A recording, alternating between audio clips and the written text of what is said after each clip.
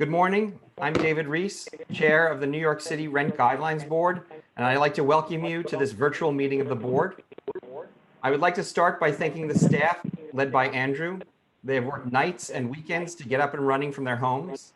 They have quickly adapted to new technology so that we can meet virtually, and they continue to do the balanced research that they are known for, even if the data they rely upon has sometimes been delayed. New York City is lucky to have so many dedicated public servants like Andrew, Brian, Danielle, and Charmaine. I thank them for their traditional work of analyzing historical data about conditions in New York City, as well as for their efforts this year to identify new sources of data that can give us insight into our current situation. This work will help the board make the best decision it can in these circumstances. While New Yorkers are suffering through one of the worst crises of our history, some might wonder why we are meeting to discuss rent adjustments for the following year. First, that is what the law requires. Second, New Yorkers deserve the certainty that comes from us following our regular processes so that rents are as predictable as possible. Others in government will have a much bigger role navigating the problems we face, but we have our small part to play in the operation of the city and will continue to play it. At the same time, it would be remiss of us not to acknowledge the great losses we're facing and the economic crisis that has accompanied them. And personally, I feel like I would be remiss if I did not thank those who are putting their lives on the line during the crisis to care for those in need and to ensure that we are all continuing to have access to food and the other necessities of life. Thank you all. Now, on to the business of the board. This is the first meeting in a series of public meetings and hearings to determine renewal lease adjustments for rent-stabilized housing units in New York City with leases commencing or being renewed on or after October 1st, 2020 and on or before September 30th, 2021. I would like to take this opportunity to welcome two new additions to the board, public members Cristina DeRose and Cristian Gonzalez Rivera. I look forward to working with them. I will now take roll call. Please respond if present. Cristina DeRose. Present. Shayla Garcia. Shayla? Present. Present. Cristian Gonzalez Rivera. Present. Leah Goodridge. Present. Cecilia Hossa. Present. Alex Schwartz. Present. Patty Stone. Present. Scott Walsh. Present. David Reese, present. With the arrival of new members, I would be remiss if I did not recognize the contributions of the two members who have left our board, Herman Tejeda and Mei Yu. I would like to recognize their hard work and dedication to the RGB. So on behalf of the current members, I would like to thank them and wish them well. Our next virtual meeting will be April 30th, starting at 9:30 a.m. Information on how to attend this meeting will be posted on our website, nyc.gov/RGB, in our meeting section by Friday, and at the same time will be sent to those who are on our email list. If you are interested in receiving email updates about upcoming RGB meetings and hearings, please go to our homepage and click on RGB email updates under quick links. The preliminary vote for rent-stabilized renewal lease adjustments is currently scheduled for May 7th. This will be a virtual meeting. Information to attend this meeting will be made available in the near future. Today, staff will present the 2020 Income and Expense Study and the 2020 Price Index of Operating Costs. Both of these reports have been posted on our website and are available to the public. Just click research on our homepage to download these reports. Please note that the annual filing of the Conflicts of Interest Board Financial Disclosure Report filing period has been pushed back. We will provide the members with more information as it is released. The first item on our agenda is board discussion. It's been some time that we've come together as a board, and I open the floor to discussion. David, can I just jump in for 1 second? Yes. Since we're in this situation where we're doing everything virtually, I wouldn't mind just going to our website and showing people how to get on our email list. Sure. So everyone is aware of what we're doing. So I'm going to share my screen and my web browser here. So this is our, if you go to our homepage, which is right here, here's our quick links. And here is RGB email updates. So simply click on the updates. You'll come to this email update page. Just click on this subscribe link to the Rent Guidelines Board email updates, and you fill in the information. It will go to nyc.gov. Fill in this information, And we are listed down below the New York City Rent Guidelines Board announcements. So you would click on that. And that's it. Very simple. Okay, so opening it to board discussion.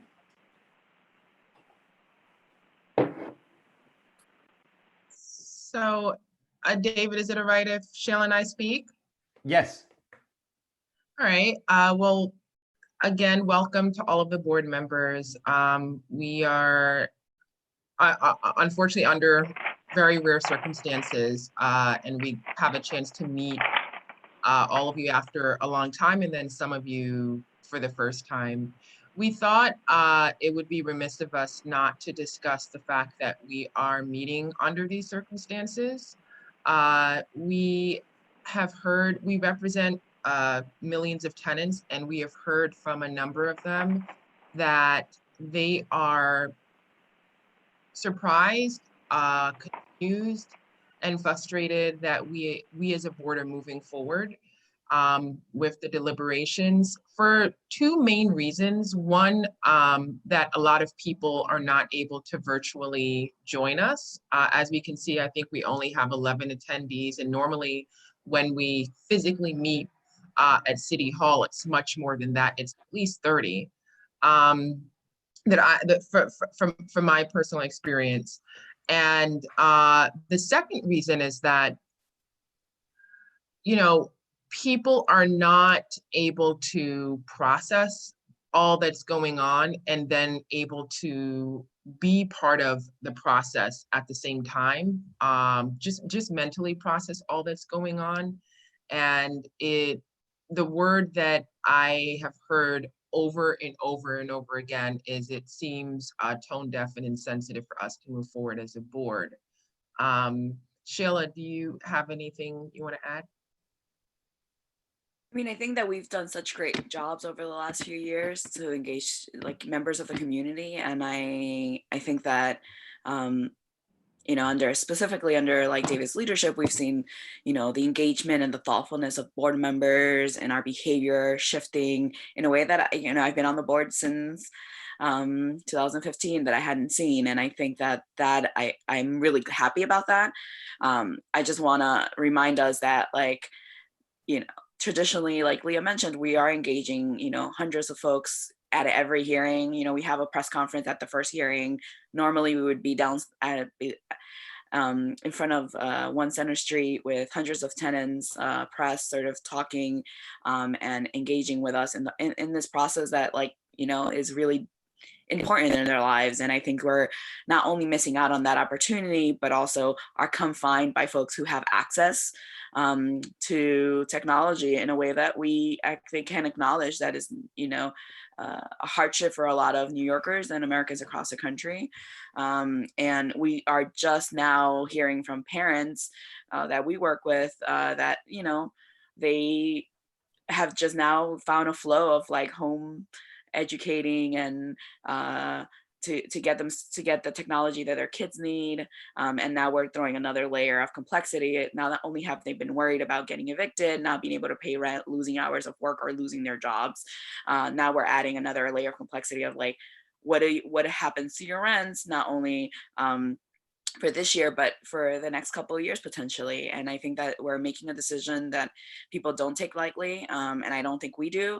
But I do want to echo what Leah just said, that like folks are maxed out, and that we're, as a board, as a state, as a city, really adding a layer of worry, of complexity into people's lives that I don't feel like it's necessary.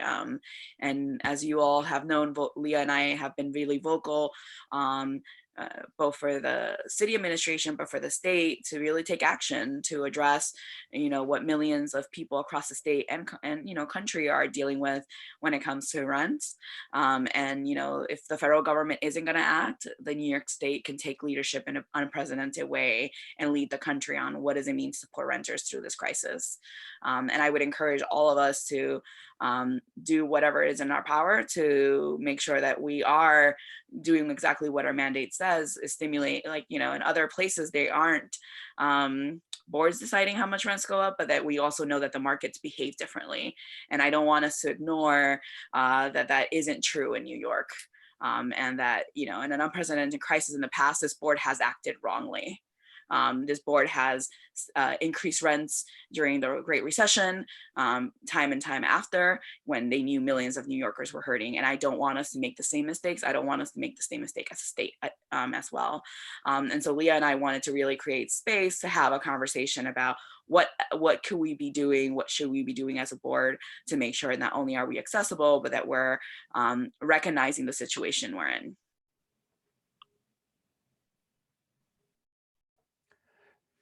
Anyone could obviously speak. No one is muted, so people should just feel free to jump in. No need to raise hands or anything. David, we have 2 board members who are on the phone, and I muted them because there was some background noise. Okay. So I'm going to unmute them now, just in case. I'm not sure if they want to say anything, and just to tell them that if they're not speaking, put their phones on mute. Okay. Okay, Patty and Cecilia. And Brian, I'm sorry, but how many people are watching on YouTube right now? 67, and we have about 12 attendees on Zoom. Okay, thanks. Can we discuss a little, though, if the board does not meet, what happens? Because I think there's been some discussion about that, and I just wanted, like, since we're all here together, to talk about that, like what that means. Like, if we do not meet, do other things just sort of automatically kick in, and what that means if that is the case? So let me respond to that. I'm going to respond at a pretty high level of generality, but okay. It's my understanding from lawyers of the city that we are required to meet, that it is the one fundamental responsibility that this board has, and that it is my understanding that that is a legal obligation that we have. I think that there could be unintended consequences of us not meeting, but I don't want to necessarily play out a bunch of hypotheticals right now. But it is my understanding that we have a legal duty to do so. So is it a legal duty to meet or to actually vote?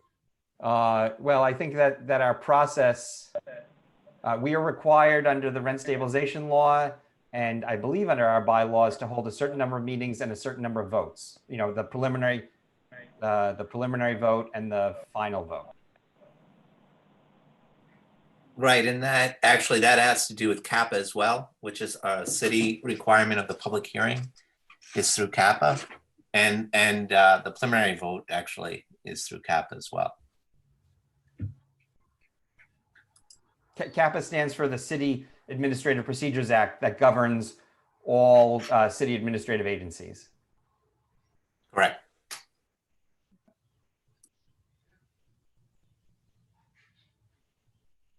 I think,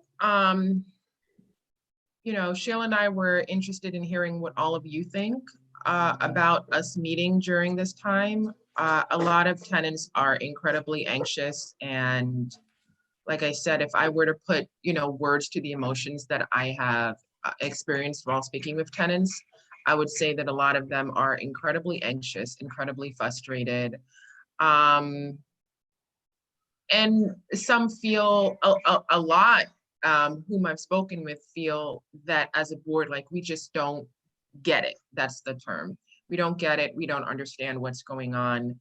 How could we move forward business as usual in a time when it'll go down in history, definitely not as a blip, but something that very deeply left its dent in New York's economy, health system, and all other areas of life. It's not just a health crisis, but it's also an economic crisis. It's impacted so many other different areas of our lives. And it's to the point of where people are concentrating on making it through the next day or the next week, mentally, and also just logistically getting the supplies that they need. And seeing if they're going to be able to hold on to their jobs, and of course, hold on to their apartments. And I don't think that people from whom I've spoken with, I don't think that a lot of tenants see it as, we are doing them a favor, or we are, acting responsibly as a board by meeting during this very crazy time to ensure that everyone gets heard. I think, a lot of people see it as the opposite. And I'm wondering what what your thoughts are.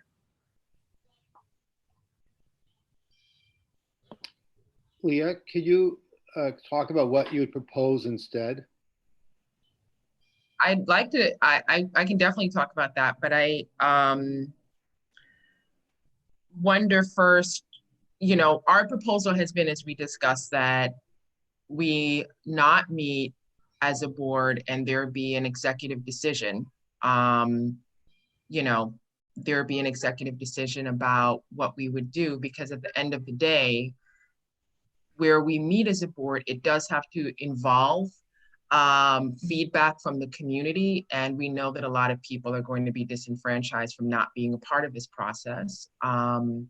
And this is the most critical year where we need feedback from the community, especially because, again, the coronavirus pandemic is affecting people in not just economically, but all different areas of their lives. And that is going to have an impact on their rent. So I'd like to hear what other people have, what you all have to say, or what your thoughts are about it.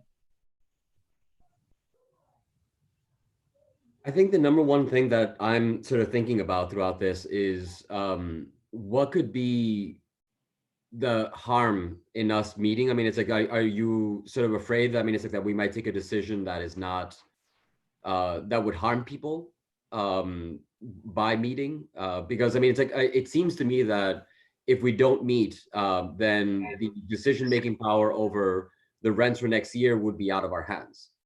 And I would like to think, I mean, it's like, I'd like to hear what other people think, but I would like to think that as a board, we can be conscious of what tenants and landlords as well, I mean, it's like around the city are experiencing right now, look at information and consider information that might sort of lead us to a good decision from this, and do something good. I mean, it's like, set a good example, right here in New York City. So I'm hopeful that that's something that could happen. Of course, I am also new to the board. I mean, it's like, but I wonder, could this be a forum for good in terms of, I mean, it's like sort of improving the lives of New Yorkers. I agree with that. And I would also add on that if the board chooses, not to participate, it's not to say that the governor or mayor or someone else would make the same decision about rents. And there's no guarantee that there would be any more public participation in that decision than there would be with the board. So I'm not sure what the alternative, in other words, would be. So it's hard for me to think about what the board should do if we don't know who would set the rent increase or rent change or no change without the board's input. Well, there was a few weeks ago, there was a press release with the mayor and city hall stating that they would work with the state for a rent freeze. So it's not as ambiguous as I think it's being made out. I guess my question is like, is it, I understand, I saw de Blasio's press release and for that, but is it like how does it get decided? And I, sort of like Christiane, I'm new to the board and I just don't know, but is it just, it sounds like if they have to work with the state, then is it like Cuomo's decision only, and then does he get, I assume because he's an elected official, he would get input from the community, but is he also going to be getting that level of input that, say, we typically get? And then I guess maybe that we typically get, or like that the reduced input we're getting now, is that still going to be more than input Governor Cuomo would be getting? I just want to make sure that I guess my concern is if we don't meet or if we don't take action, somebody else does, and are they getting any input from the community and all of that as well? And more so, will they listen to it? Yeah, that's also a concern that I share. I mean, it's like, what more public process is there given where we are now, I mean, it's a given the situation that we're in, than this one, than the RGB process. Because I mean, let me start by saying, I mean, it's like I totally hear you, Leah and Sheila, about the fact that we need to be able to hear from all the people who are affected. I mean, it's like we need to be able to hear those stories. We need to be able to see what's going on, and that should influence our decisions. It's not just, I mean, these reports are great. I mean, it's like well put together, but we know that, you know, there are some time delays that are in the data that really show that we don't really know what's going on right now. So one of the most important ways of finding out what's going on right now, yes, is to hear from the public. At the same time, I wonder what other forums exist that have direct decision-making responsibility like we do, that would allow members of the public to at least hear what the deliberations are. So that's why I wonder. I mean, it's like if this is as public as it can get around this decision making, then that means that we have even more responsibility to do the right thing. I mean, it's like whatever the right thing ends up being. I mean, I think the only thing I would say to that is I think that we're having a conversation about all of the work that this board has done over the last few years to engage community members. And even then, collecting emails, having staff greet folks at a desk, that has only yielded a few hundred emails. So we are only engaging the people who have traditionally engaged with us in the past, versus like all of the community members who have historically, you know, like just in the organization where I work, we pass thousands of flyers out about the Bronx hearing, getting newer folks who are traditionally not our members to come in, educating the community about that. All that work isn't happening. And so as much as we can, you know, I think that like we are all great and capable of making decisions. I think we all have really good intentions. That doesn't negate the fact that there are still going to be so many people that like right now don't even know they're rent stabilized, and we as a board, as a city, as a state have not traditionally done enough to engage all of those folks about our decisions. And in this crisis, I think we'll engage less folks than we have traditionally. And so all that data that we hear is only data now in a way that like has never been before. And I know that, you know, some of us maybe feel like we have too many public hearings with too many testimonies and have feelings about all of that. I, as a person not only representing tenants, but as a person who lives in the city, really appreciate that dialogue and think that is important. And I think that given that we are having these through internet, through Zoom, and people are basically watching us on YouTube and listening to us without being able to, you know, protest and exercise their ability to like show that they're disagreeing in agreement. All of that process is sort of like, just listen to these experts who are making the decisions on your lives. And I think that we've shifted that to only be the people who are in our emails or the people who have capability or ability to join us right now. Right now, like many of you all have kids right now learning from home. Many of our members do, and they might have that one computer that the kid is using. So how are they engaging with us? And so I do feel like it's a concern around that. And also that the folks don't have the mental, like Leah was mentioning, like bandwidth to be engaging with us during this time. So we're not asking for us to, as a board, to be saying that we're not going to do our duty, which is why Leah and I are here to have a conversation and think about what could we be doing to be more accessible, to be more engaging with folks, and also like what can all the folks that help impact our process while deciding that we should continue to move. What could we be doing as a city, as a state, to really make sure that folks can engage with us in a way that like is unprecedented and be creative in that process. And I think the intention is for us to have a conversation. Are Leah and my concerns the only, are they not concerns that other people share? And if they are concerns that other folks share, what could we be doing to be, as a board, doing more to engage folks? And I want to remind folks that like every year we talk about like this data proves this, and by the end of June we're in a different place. And so I don't want to, I want to remind us that like this process for me every year has looked really different. And we might be thinking like, oh, we're all in the same headspace. And then come June, we don't know how we're all collectively voting until we sit to vote. And I think that that process is not only nerve-wracking for us, but for millions of people who are just sort of waiting to see what their fate is. And I think that that's what feels insensitive and unfair in this process.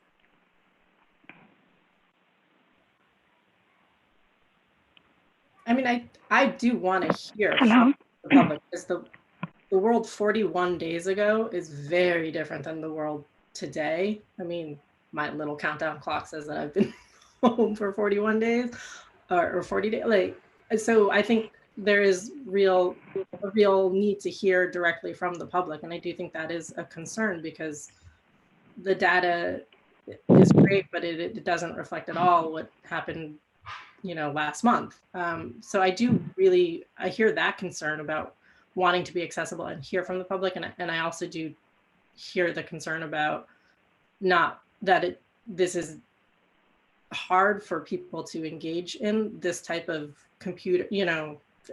I've got someone in the other room, I've got 2 children in the other room trying to share our other computer. So I get that.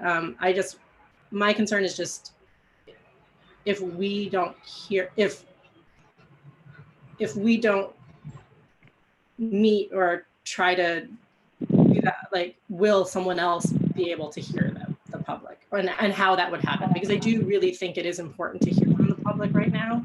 And I do agree that technology and all sorts of other barriers of what's going on and what people are going through will make it very hard. And so if we could talk about like how they can be heard, because I really do think it is important to hear from the public, given how things are just changing so quickly. I see that Cecilia has her hand raised on the Zoom app. Cecilia, do you want to jump in? Yes. Yes, I do. I hear what Leah and Shayla are saying. We want to be able to hear from the public. We want, our decision making is based not only on data, but it's also based on listening to the testimonies, right? From the tenants, the testimonies from the landlords. And I also hear, David, that we have a legal obligation to have to meet and make a decision, right? Yeah, so my thing is that, yes, it is important to listen to the public. So is there a possibility of extending these public meetings a little bit longer so that we can have the opportunity to hear testimonies from the public?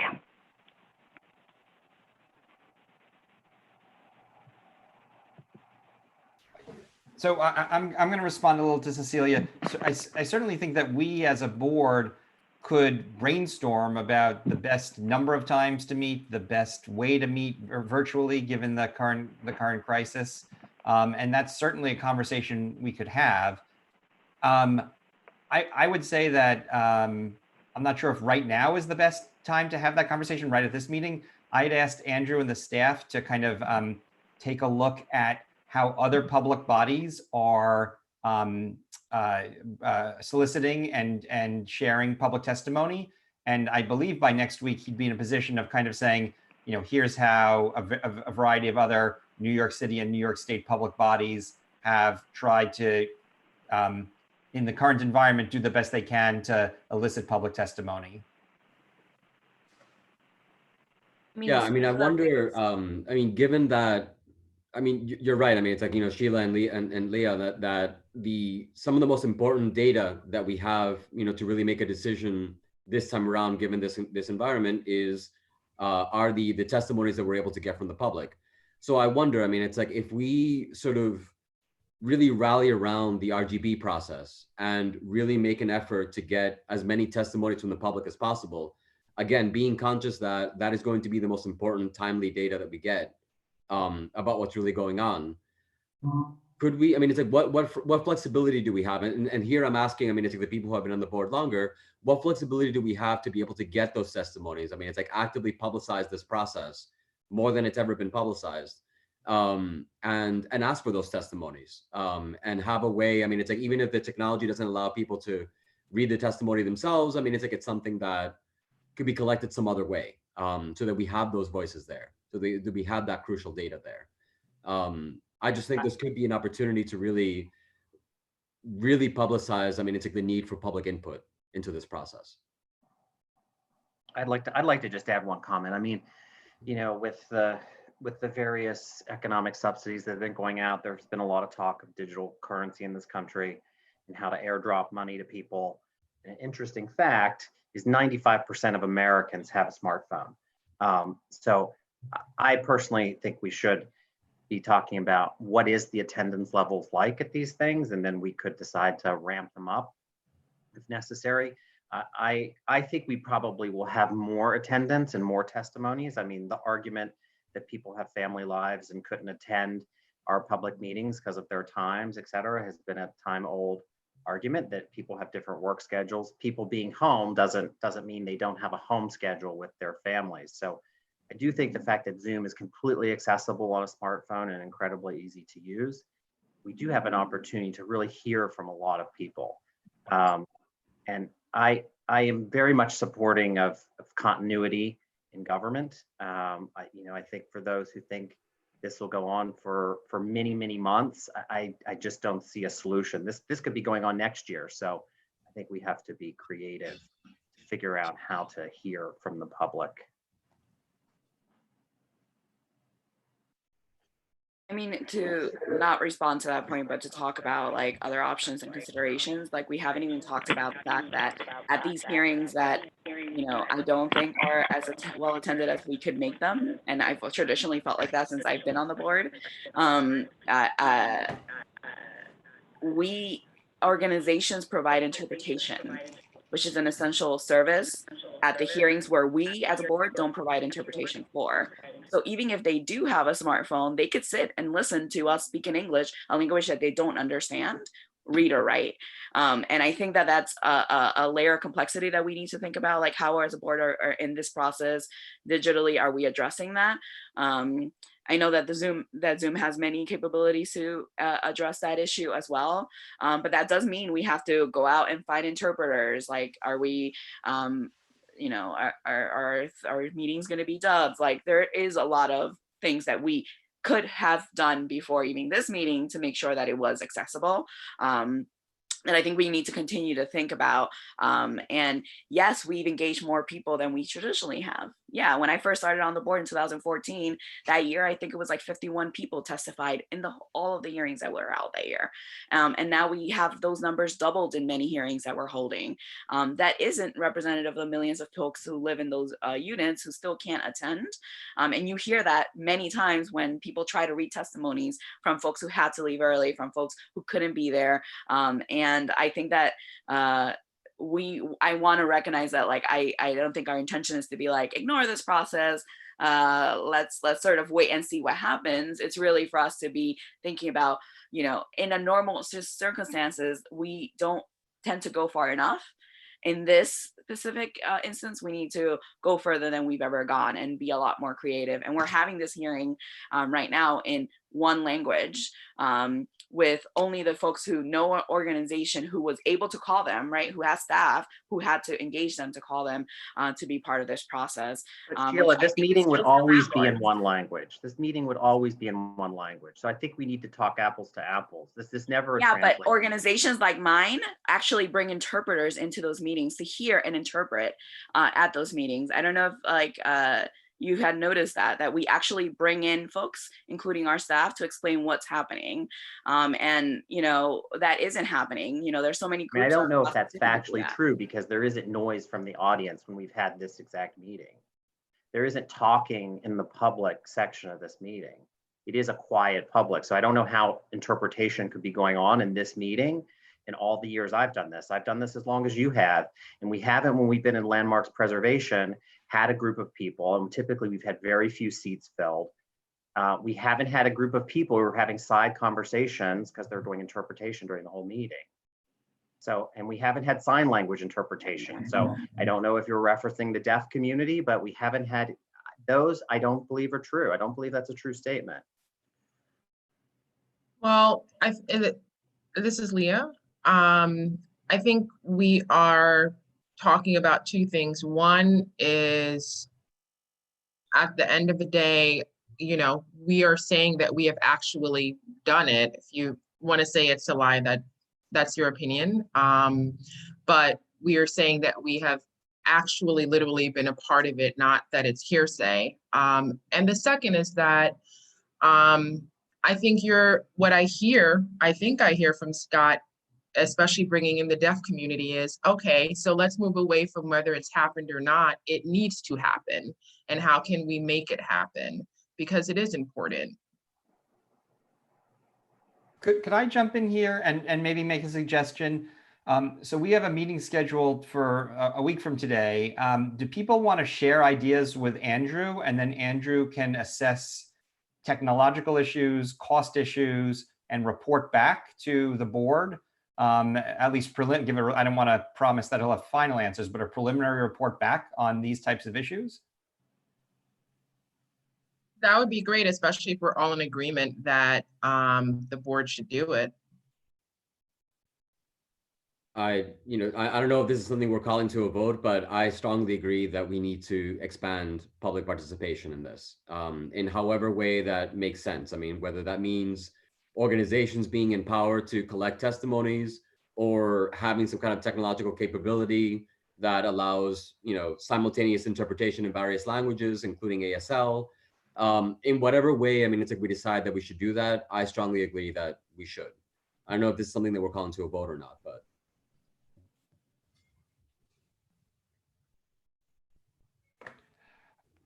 Hearing no other comments on it, I think I'm just gonna, unless Andrew tells me that there's some kind of practical problem with this, I'm just going to ask Andrew to take into account suggestions that people have either said today during the meeting, or if you email him in the next day, let's say by the end of tomorrow, so he has some time to devote staff resources to look at some of these issues, and he can kind of advise us as to what some of the possibilities are given budgetary constraints. Andrew, does that make sense? Yeah, sure. I mean, send along suggestions that you may have. Sure. And we'll see how feasible it is to do those things. And expand as much as we can to the different folks out there. Hi, this is Patty. Do you hear me? Yes, Patty. Hi. Sorry. The one thing I would like to say is, Patty, we're getting some in our meetings feedback from generally you. in the beginning, I think it was Shayla that said usually 30 people, 30 tenant members or tenant representatives, appear. And there are approximately 70-something people that are listening to this. So since they're not allowed to speak at those meetings, it seems to me that where the tenants are more represented right now listening to us at this point than usually do appear. And I understand that we have to, figure out how more people can actually be heard. I get that. But I think at this point we should move on and start talking about what we need to do, since legally we're obligated to do something here. I think we've heard everybody's opinion, and yes, everybody understands that more people need to be involved or have the access to be heard. But I think now we should do what we're supposed to be doing. And part of what we're supposed to be doing is ensuring that people can be a part of this process. And, I didn't know what Zoom was a month ago. I'd never heard of Zoom. There are some people who, when I say the words Twitter, Instagram, Facebook, Skype, they have no idea what I'm talking about. And a lot of those people live in rent stabilized apartments and would like to be part of this process.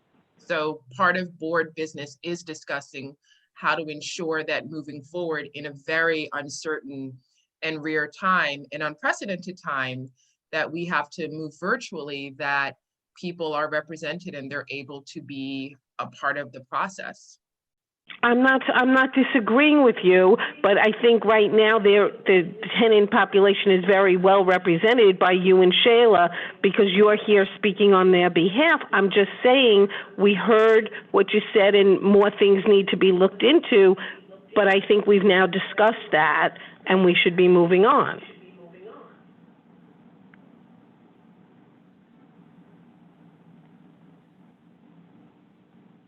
Is there Any- something Yeah, that, go ahead. that anyone thinks that we should be discuss that we should discuss at this meeting now, or do you think, I mean, it's a sufficient remedy to just give our recommendations to Andrew and have him figure out what some solutions could be?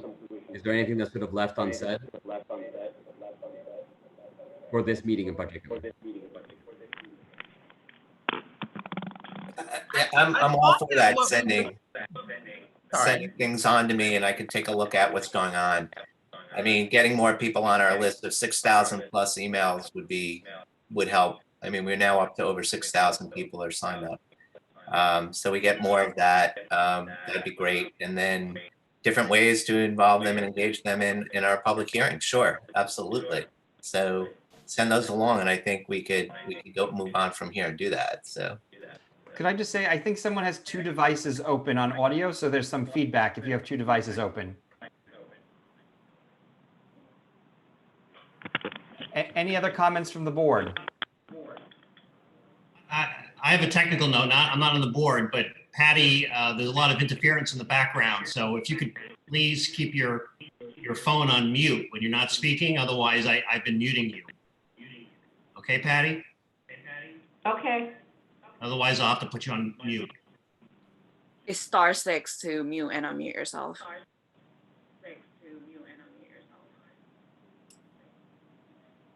I'm just testing now. Do we have feedback? No, I think we're good. No, but every time we see Patty's name appear on the screen, that means there's noise coming. So I'm going to have to mute you, Patty. No Zoom shaming on our first meeting. Sorry. Patty, see, we're trying to even make sure you can be a part of the meeting. Look at that. Now you see how it's handled. Look at that. Computer challenged. All right.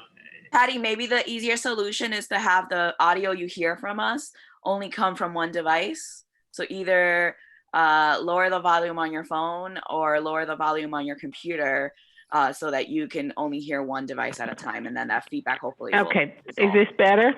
Yes. Okay, great. Next time I'll just call from my iPhone instead of using the computer, so it won't be a problem. Thanks, Patty. It's actually the same. I've tried to call Zoom meetings with an iPhone and sometimes it's worse. No, I have I've an been good iPhone. on I've been good on Zoom with the iPhone. I don't know, this is a new computer, so obviously I'm not pushing something that I should be pushing, but okay.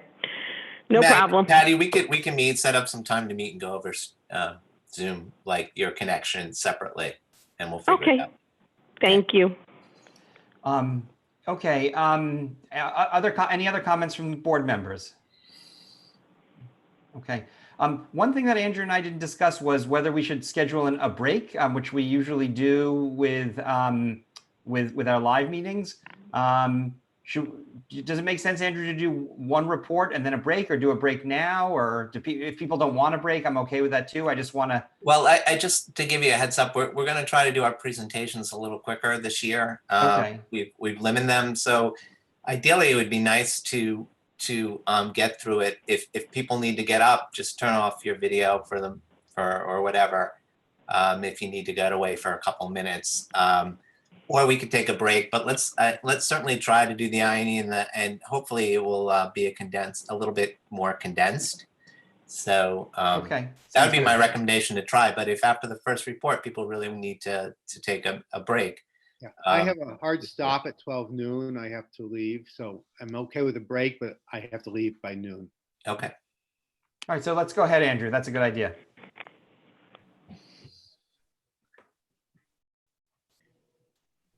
Okay, this is Brian. I guess I'm doing the first report. Is that correct? Correct. Okay. I will start up. Can So everyone what- see? Yes, what will happen is now Brian's going to share his screen and do his PowerPoint presentation on the income and expense study. So all you will be able to see at this point is just the presentation, which was all sent to the board members and will be up on our website after the meeting. The presentation, the reports are on our website, but the presentations will be put up as well. But if you're on a device you can't see, you can open up your presentation that was sent around yesterday and you can follow along that way as well. And everyone can see the first slide in full? No, not yet. You didn't Not yet. share your screen, Brian, I don't think? Oh, okay, yes, let me do that. All right, it's not starting. Let me try something again here.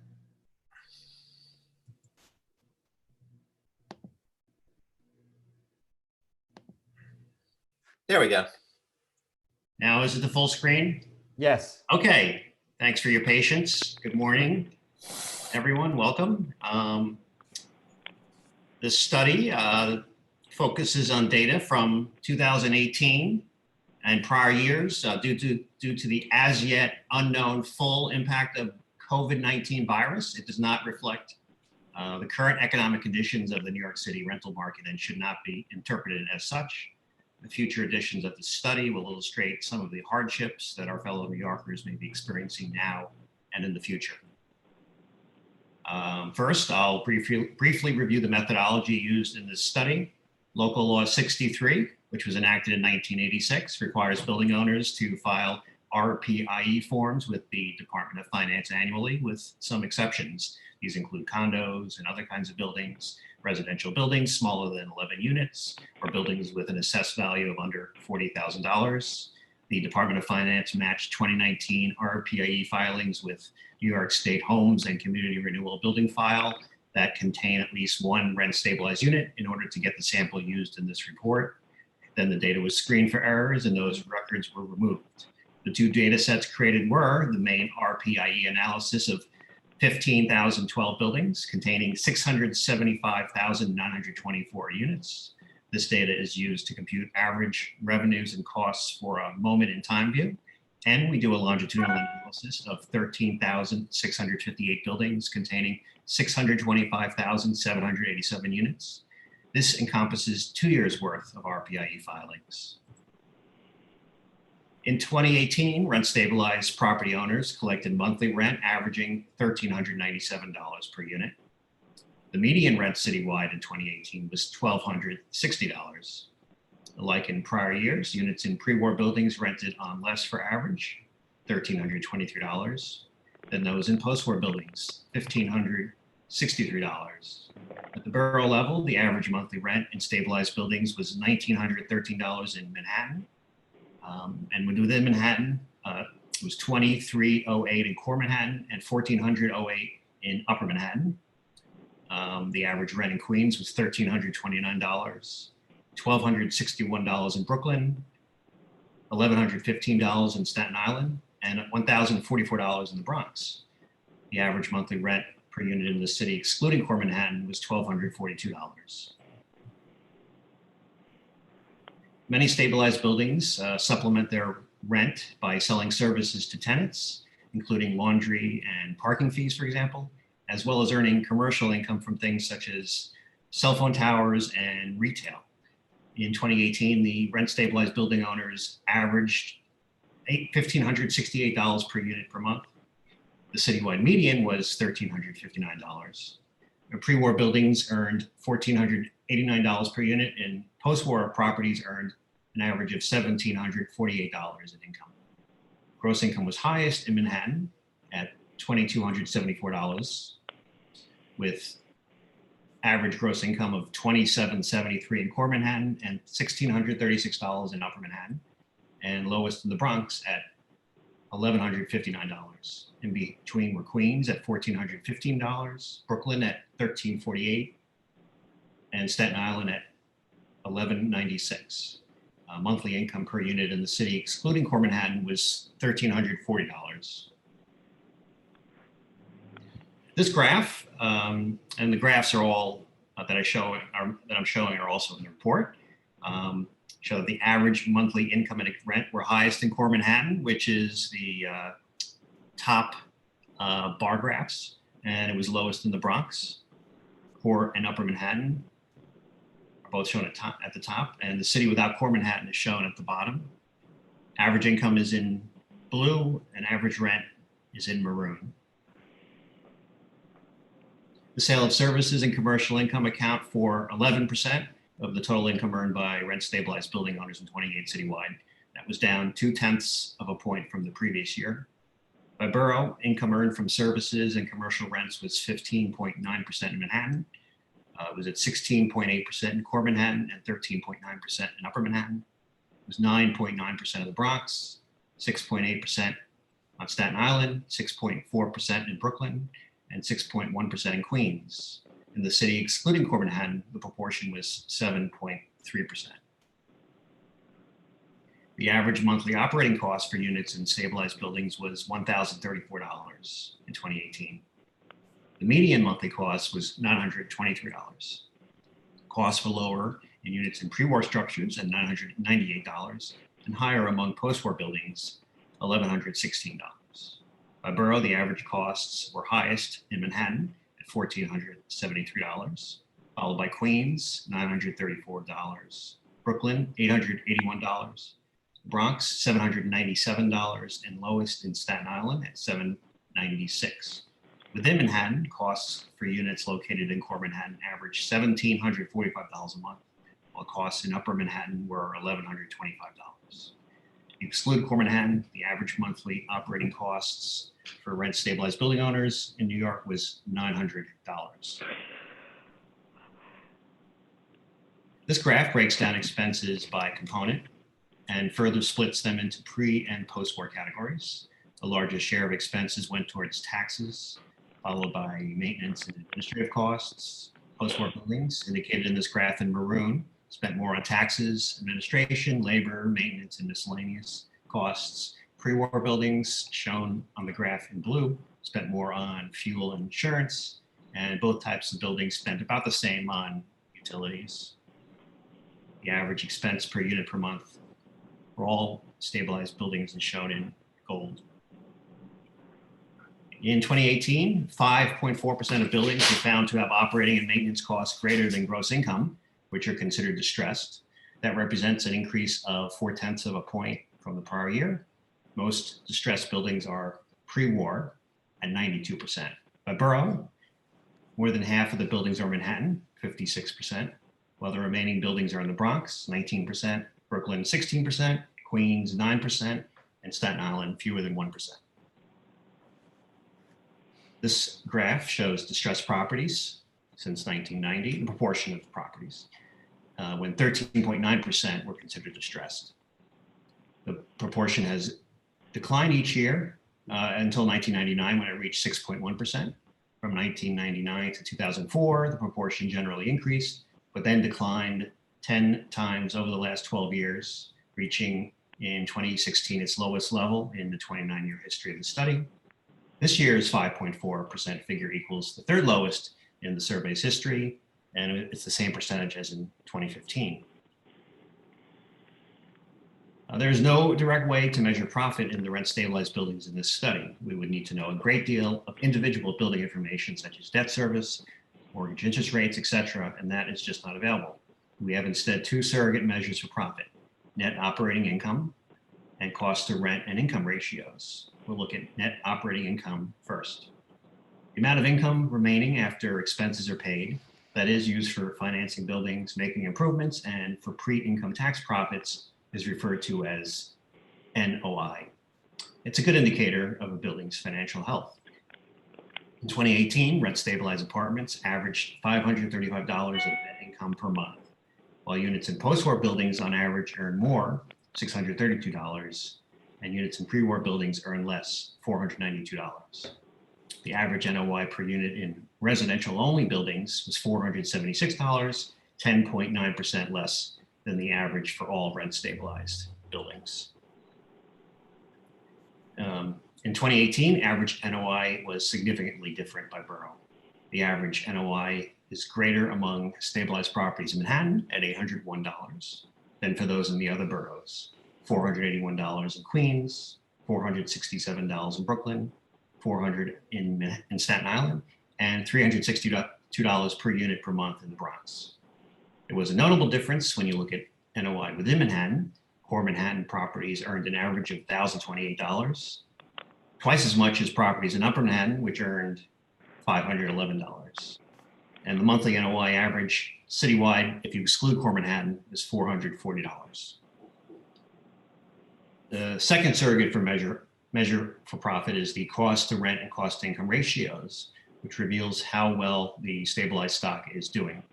Cost to income ratios can be used as a tool to evaluate a building's financial health, assuming that buildings are better off by spending a lower percentage of revenue on expenses. In this graph, the audit adjusted cost to income ratio is shown in maroon, the bottom line of the graph. In 2018, operating costs were 60.5% of gross income, 1.2 percentage points higher than the prior year. And the cost to rent ratio, which is the blue line, followed a similar trajectory, also rising 1.2 percentage points this year to 68%. This slide breaks out rent, income, cost, and NOI figures between Core Manhattan, which is on the left in blue, and the city with the Core Manhattan excluded, which is on the right in maroon. The graph shows that average rent, income, costs, and NOI are a great deal higher in Core Manhattan compared to the rest of the city. And when looking at the cost to income ratios, the difference between the two demonstrates that Core Manhattan owners spend on expenses when compared to owners from the rest of the city about 3.9 cents less of every dollar earned. This graph is useful because it shows the change in rent, income, rent, expenses, and NOI citywide over 28 years and takes inflation into account as well. During this period, income, which is in light blue and the top line, was up an inflation adjusted 40.8%. Rent, the second line from the top in gold, yellow gold, it was up 40.3%. Costs, which is the third line from the top and in maroon, were up 37%. And NOI, represented by the bottom line in darker blue, was up over this period a total of 48.7%. Note that this is an inflation adjusted point-to-point comparison where the changes are shown over the entire period that we've had this comprehensive data available 1990 to 2018. These graphs represent the same time period as the previous graph, but break it down by borough. These graphs show that while the actual inflation adjusted figures are far higher in Manhattan, the percentage increase in NOI was not highest in that borough.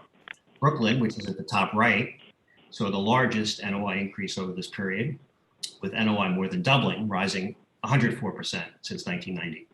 Queens at the bottom left had the second highest NOI growth, rising 67%. The Bronx at the bottom right experienced NOI growth of 70%, and Manhattan, which is at the top left, saw NOI grow 42% since 1990. We will now move on to the second part of the income and expense study, which is the longitudinal analysis. The longitudinal sample encompasses properties that filed RPIE forms reflecting conditions in both 2017 and 2018. By conducting the longitudinal analysis, we can more accurately track changes from year to year as the same buildings are being analyzed.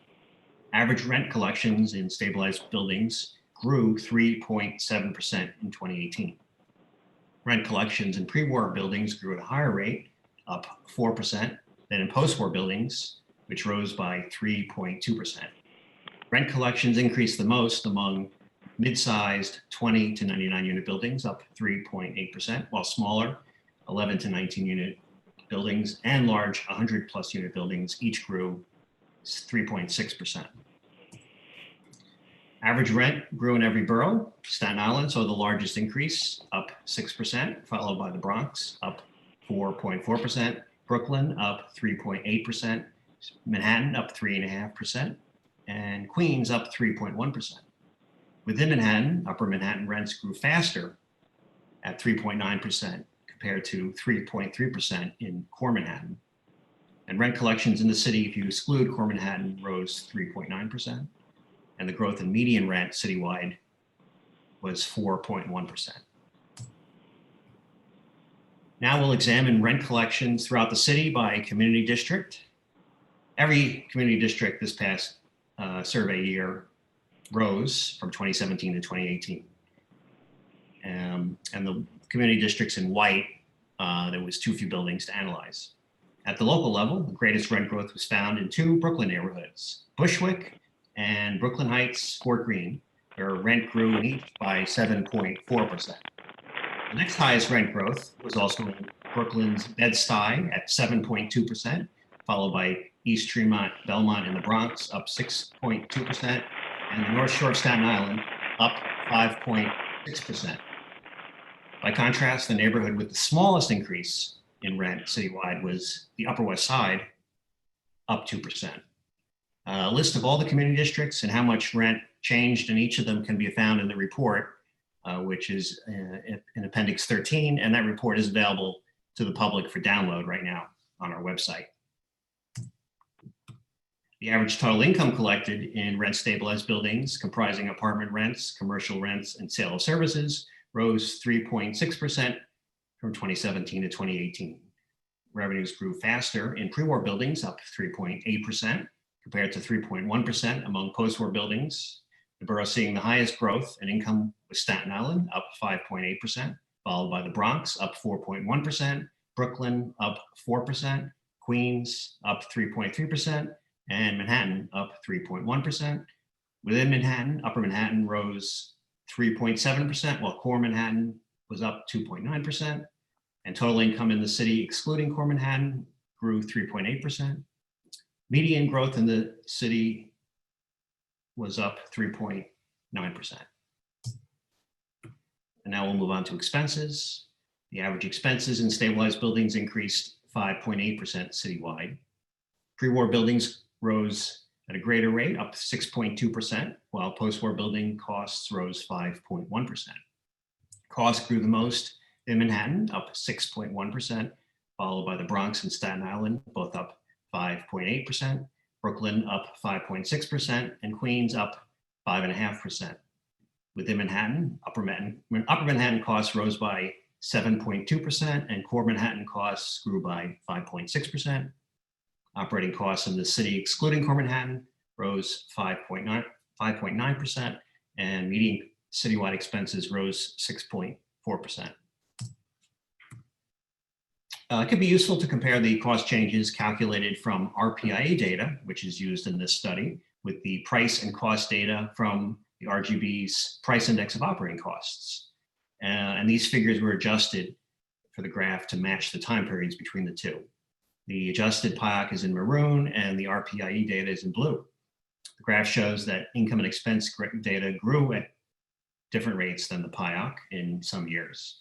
In the most recent year, the adjusted PIOC grew by 5.3% in the same period as a 5.8% increase in income and expense costs, a 0.5 percentage point difference. Citywide NOI, net operating income in rent-stabilized buildings, declined for the first time since the 2002-2003 period, falling 0.6% between 2017, 2018, and 2018. The decline followed 13 consecutive years of NOI increases. Citywide NOI in pre-war buildings fell 0.7%, while newer post-war buildings saw NOI fall by 0.3%. This change in NOI varied throughout the city. NOI increased in 3 boroughs, but declined in 2. The largest increase was on Staten Island, where it rose 5.8%, followed by Brooklyn up 1%, and the Bronx up 0.6%. Meanwhile, NOI declined 0.5% in Queens and 1.9% in Manhattan. Within Manhattan, NOI declined more in Upper Manhattan, falling 3.3%, and it fell 1.4% in Core Manhattan. And NOI in the city, if you exclude Core Manhattan, was down 0.2%.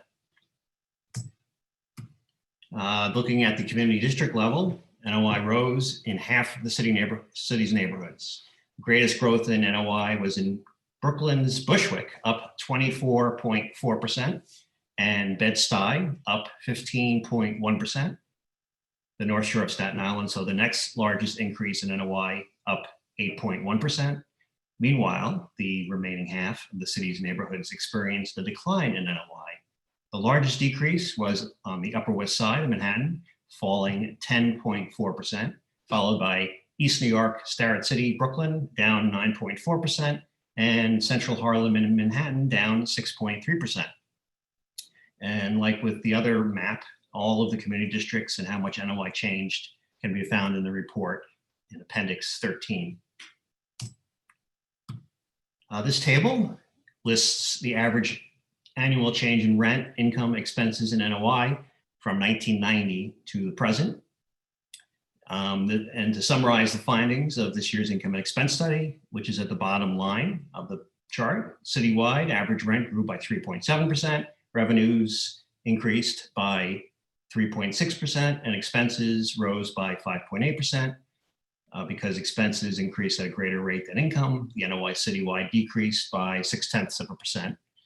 That was the first citywide NOI decline since the 2002-2003 RPI period. It is also the third time NOI has declined in the 27 years it has been calculated by this study. And just a reminder that, like I mentioned at the beginning, this data is only through 2018, which is the most recent data we have available. Of course, it's well before our current pandemic, and we cannot use this data to interpret it. We cannot interpret it with what's going on today and any future ramifications of the pandemic and that we'll be having in the future. Thank you. Anyway, I'm finished with my presentation. I will now take any questions that board members have. Brian, I have a question. Thank you for your presentation. It was early in the presentation you presented the distressed building slide, or at least that's what I put in my notes. Is it possible to get that slide expanded to include the 1970s fiscal crisis in the city? We obviously had rent stabilization during the fiscal crisis, but I don't know if that data set could be expanded to show that period. The data all the data we use is from the RPAE filings, and of which we go back as far as comprehensive data was available. So, I mean, we could request it from the Department of Finance. I don't know if it would be available. The RPIE filings start in 1990, Scott. Okay, so that's we don't have that data. Neither would finance. Comparable data anyway. Did the board during the 70s fiscal crisis have a way to present, buildings in distress?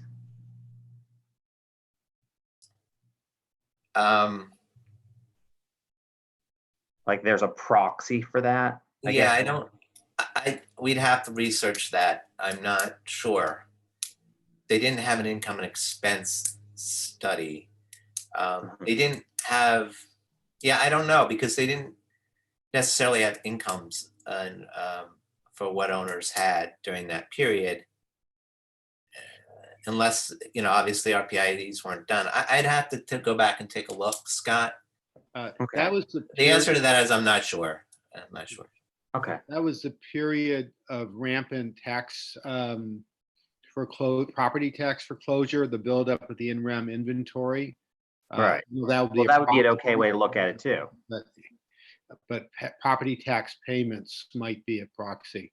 Yeah. I have one question, which I might have asked last year, but as I understand it, this data, every building, if it has one or more rent stabilized unit is counted, correct? Yes. So if a unit just has one rent stabilized unit and the rest are market rate versus 100% rent stabilized, there's no weighting. Is it possible to show the data for buildings by the percentage of rent stabilized units?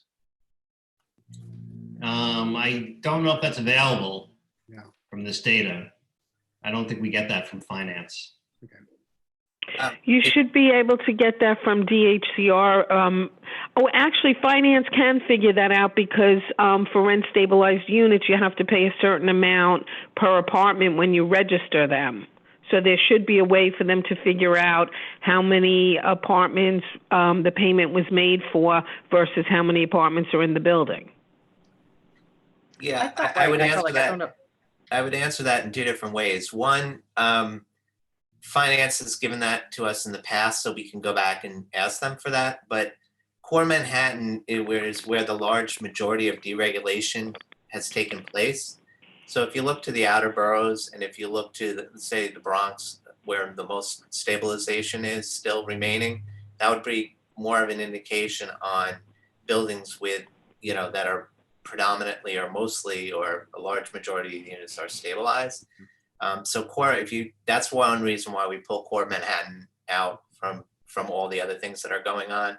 Now there's been deregulation in other pockets within Brooklyn and Queens and things like that, but the large majority of it was done in core Manhattan. So you can really get a picture of it if you look at the outer borough numbers for any one of those statistics, whether it's rent, growth in rent, growth in expense, or growth in NOI. You could take a look at the outer boroughs, and that would give you a better picture of the buildings that are there's more rent stabilized units. A couple of years ago, though, didn't we have data sets where we did like if 80% of the building is rent stabilized? Yeah, there was a memo that we could send around. Yeah.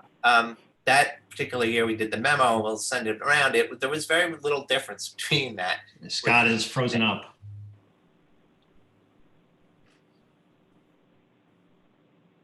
We're having technical difficulties, but I think yes, I'm not sure. Oh, it's my internet connection. I'm sorry. It's unstable. Yeah, no, we do have that memo. We'll circulate it, but we did find that there really wasn't much difference between the buildings with 80% or more stabilized versus the other percentages. The increase in, those increases in rent and expense and NOI were very similar from buildings to buildings, but we'll send the memo back around. So another sort of breakdown that I'd be curious about are how the components of NOI differ from community district to community district. So to what extent, I mean, it's like in some community districts, is the increase in NOI due to increases in rent versus, sort of perhaps, more stable operating costs? I mean, it's like to what extent, or, basically, I mean, it's like what those dynamics are from community district to community district. Is that something that would be possible, that kind of breakdown? We do break it down just by borough in the appendix in terms of changes like the expenses and income and rent. We don't break it down by community district. We could do that. Because I would imagine it would be just very different. I mean, even within Brooklyn, let's say, I mean, it's Right. I would imagine that Bushwick would look very different than Flatbush. I mean, you can look at the change in compare the change in rent in the appendix with the community district, compare the change in the rent and the change in income, and you can sort of infer what the cost might be from that. But it's not directly reported, but we could report the costs as well by community district. We can certainly add that. I have a question about some of the data that we just heard. I'm wondering if, I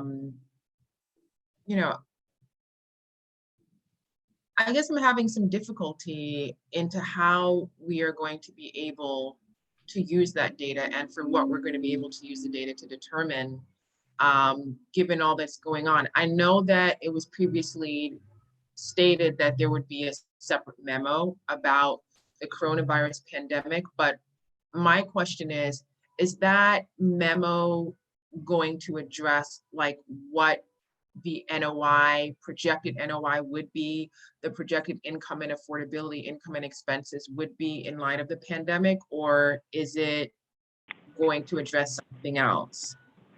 Oh, can you hear me? Yes. Oh, okay, sorry.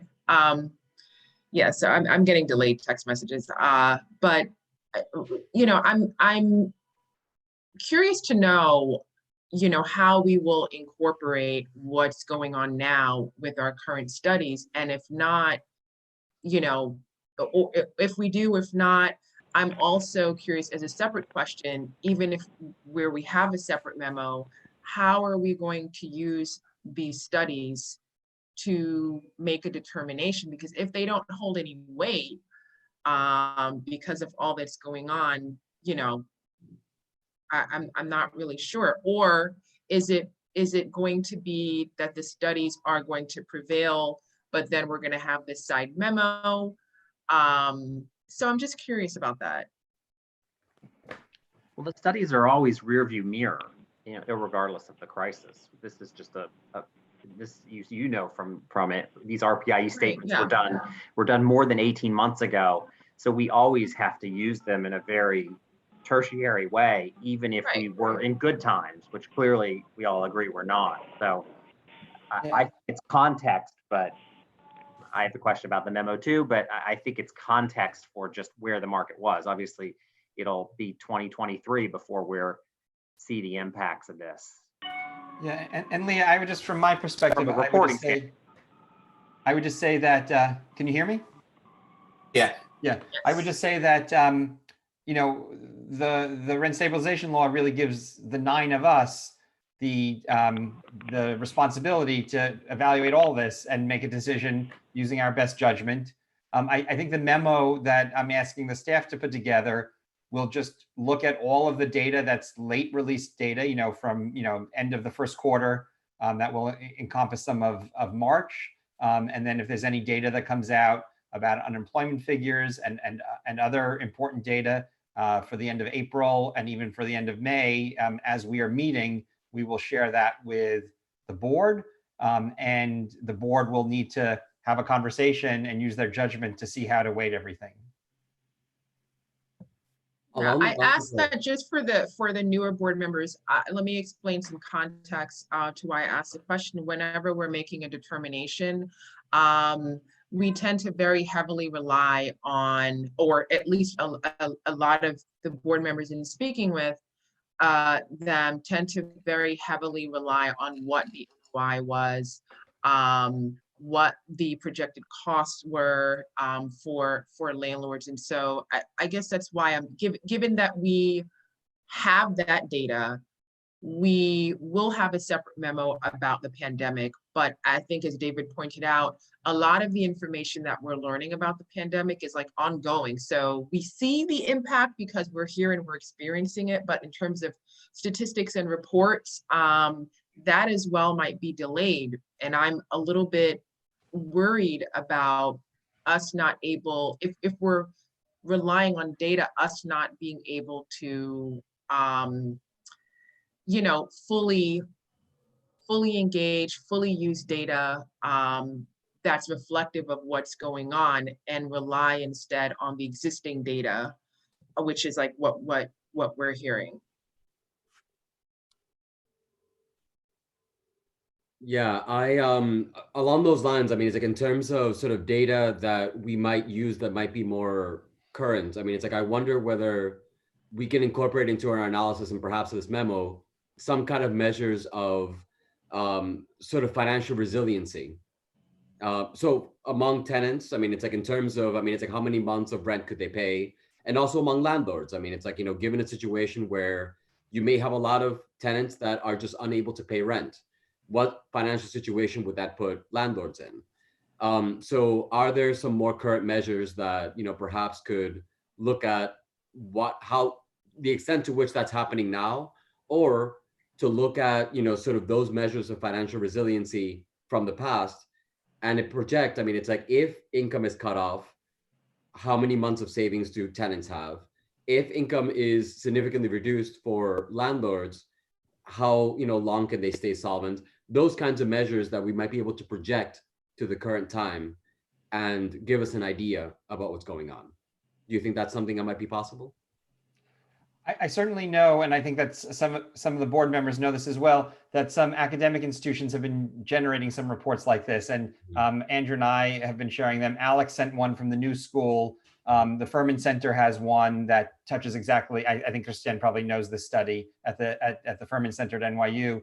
And certainly, I think we should all feel comfortable sharing those reports with each other. And I'll defer to Andrew, but it's unclear that so Andrew and his staff tend to rely on government data, data that's been vetted by the census, by New York State, and some of the academic reports may be, model things differently. But I certainly think that those are things that we could share with each other. I'm not sure what the staff would do with those other than circulate and share them. Andrew, am I right on that, or what do you think? Yeah, generally speaking, we want to report data that's hard data to the board members. We don't always deal in data that will project what's going on, because there's, especially now with all the different changes on a daily basis. The good example is the amount of people who are going to be in rent arrears in April 1st didn't seem to, from indications, be quite the extent of what it was predicted to be, but may be completely different. So we'll have unemployment figures. I mean, there's absolutely people who have filings for unemployment, things like that are hard numbers that we will absolutely get to the board. But we are more than welcome to share different reports and data that may be out there to take a look. And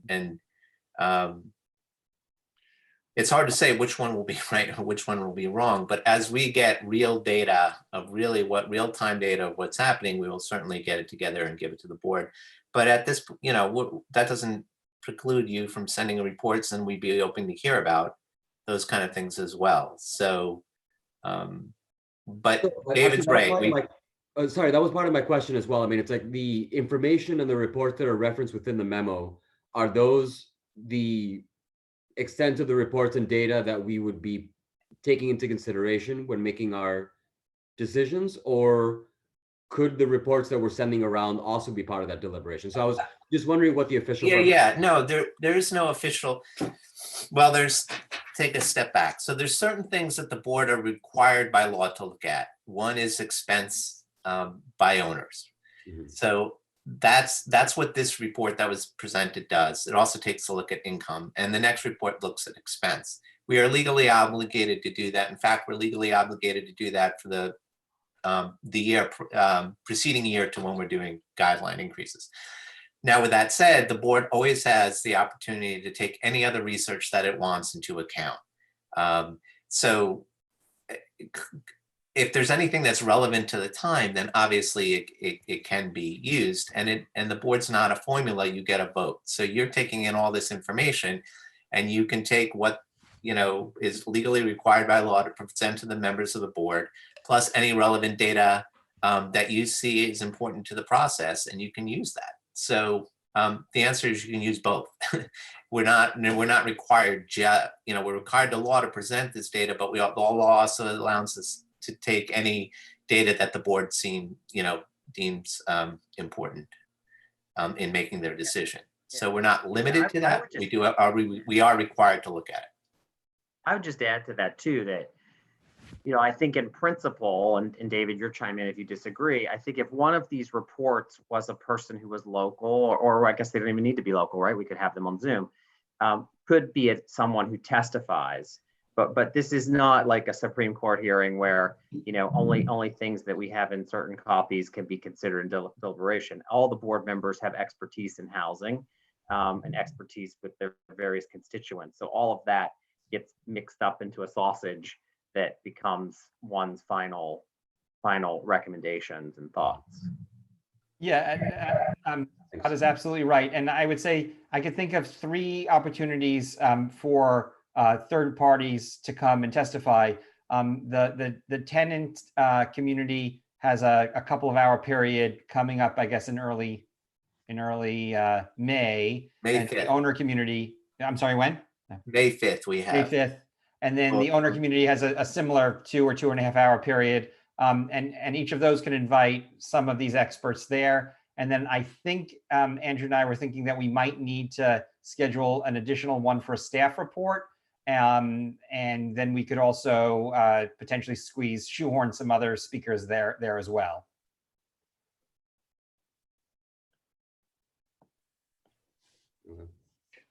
One additional item, which contextual information might be helpful, is the number of rental buildings that are subject to the CARES Act, which holds that tenants in those buildings do not have to pay rent for a short period of time, and landlords don't have to pay mortgage interest. It's, I think, nationally about 27% of all rentals, but it'd be interesting to know what that number is in New York City. Alex, could you share some of that, the background on that with Andrew so the staff could take a look at that? Sure.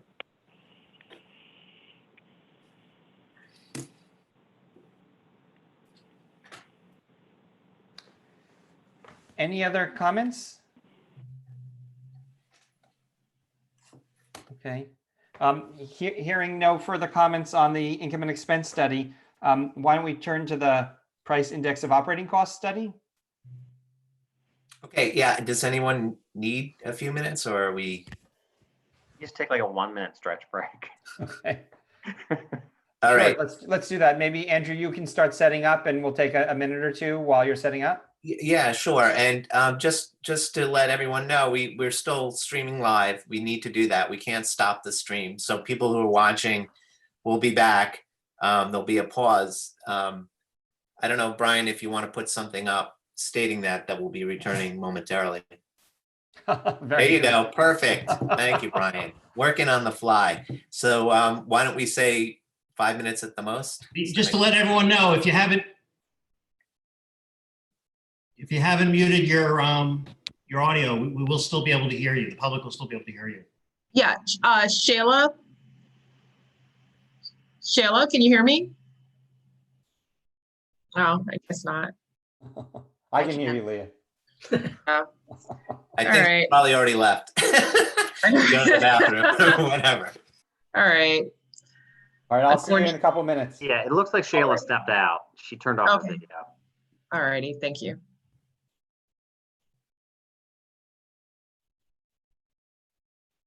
Girl, my phone.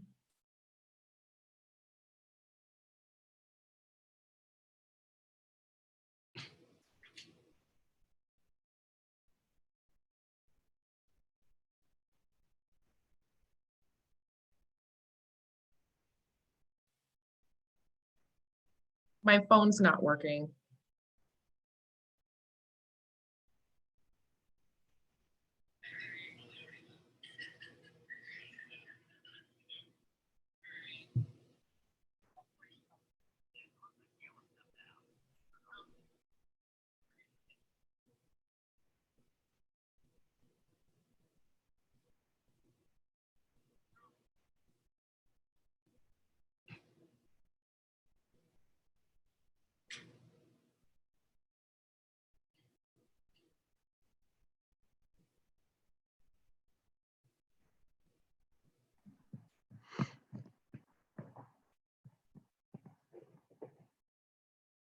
My phone's not working.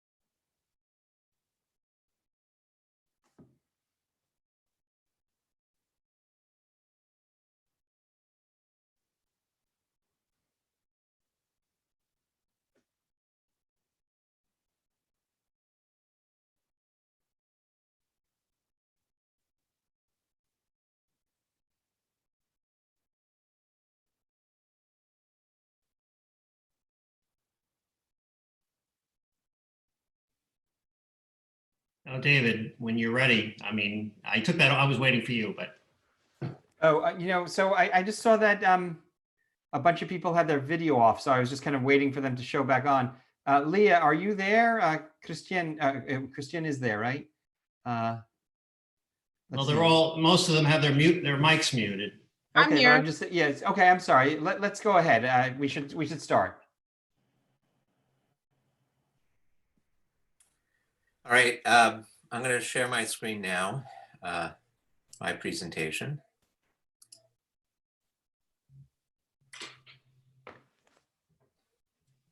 Okay, so I'll be presenting the 2020 Price Index of Operating Costs today.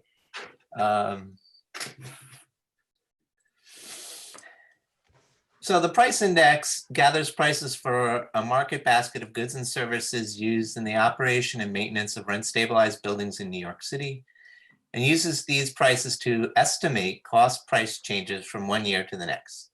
Changes in the overall PIOC result from changes in the prices of individual goods and services, each weighted by its relative importance as a percentage of total operating and maintenance expenditures. This is the same approach used by the Consumer Price Index and other similar indices. But the PIOC specifically analyzes the goods and services typically purchased by owners of buildings containing rent-stabilized units. Separate indices are calculated for rent-stabilized apartments, hotels, and lofts. It's important again to note that this 2020 Price Index of Operating Costs was published in April 2020. It focused on data from April 2019 to March 2020.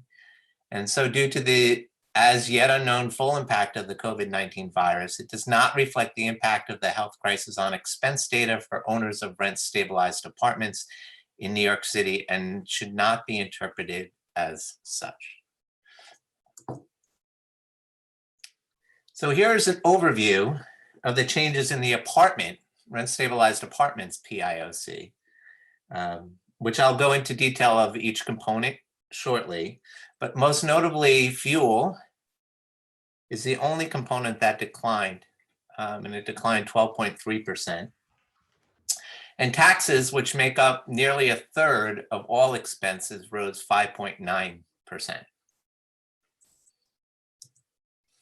And more moderate increases were seen in the remaining, well, no, I shouldn't say moderate, but in the remaining 5 components, range from a 1.6% increase in utilities all the way up to a 16.5% increase in insurance costs. Over the same 12-month period, the average increase in the CPI was 1.8%.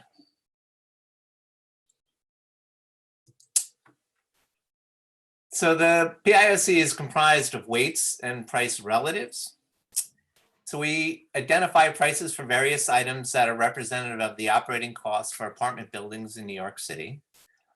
And the importance of each of these items in calculating the PIOC is its weight. And like I just stated, that a third of the, for example, a third of the costs for owners are real estate taxes, nearly a third. So those prices are weighted more than any other of any other component in the price index. And the change in price or cost is referred to as the price relative. So all these percentages that I'm talking about, those are the price relatives.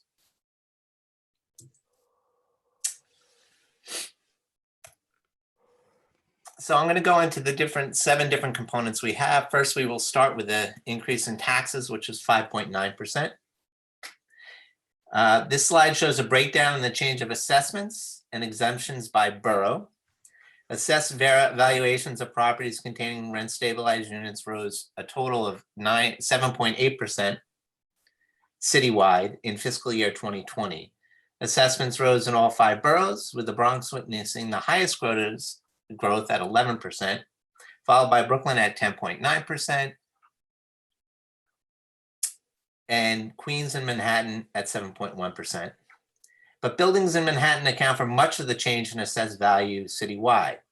And this was true in fiscal year 2020 again, with 60% of the total assessed value attributed to this borough. The large majority of the buildings that contain rent stabilized units are in tax class 2, and there was a decrease in the class 2 tax rate of 1.1% from fiscal year 2019 to fiscal year 2020, falling in each of the 5 boroughs. At the same time, exemptions lowered the overall tax burden by 0.8%. As a result, the rise in assessments was offset by the rise in the total value of exemptions and the decrease in tax rate, which had the effect of lowering the total rise in taxes, resulting in an overall increase of 5.9%.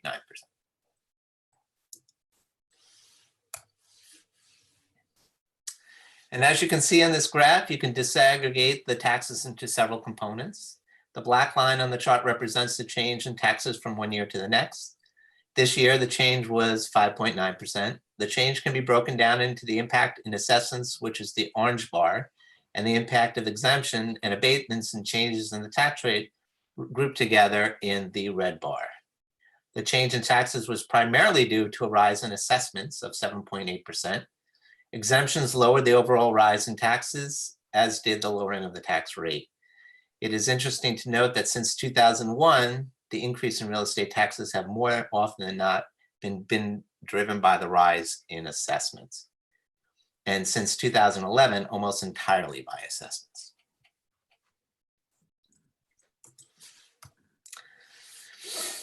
The price index measure of labor costs includes union and non-union salaries and benefits. In addition to Social Security and unemployment insurance, the cost of unionized labor makes up more than 2/3 of the labor costs component. The entire labor cost component comprises roughly 11% of the overall price index. Labor costs rose 3.2%. The rise in labor costs was primarily due to an increase in non-union wages, as well as rising costs in healthcare. A decrease in unemployment insurance of 7.9% had minimal impact since it accounts for less than 0.5% of the component's weight. Wages comprise nearly 3/4 of the labor cost component. Non-union pay increased 4.2%, 1.5 percentage points lower than in 2019 price index. And unionized wages rising 2.2%, which is about the same increase as last year. Health and welfare benefits, which comprises almost 23% of this component, increased by 3.8%.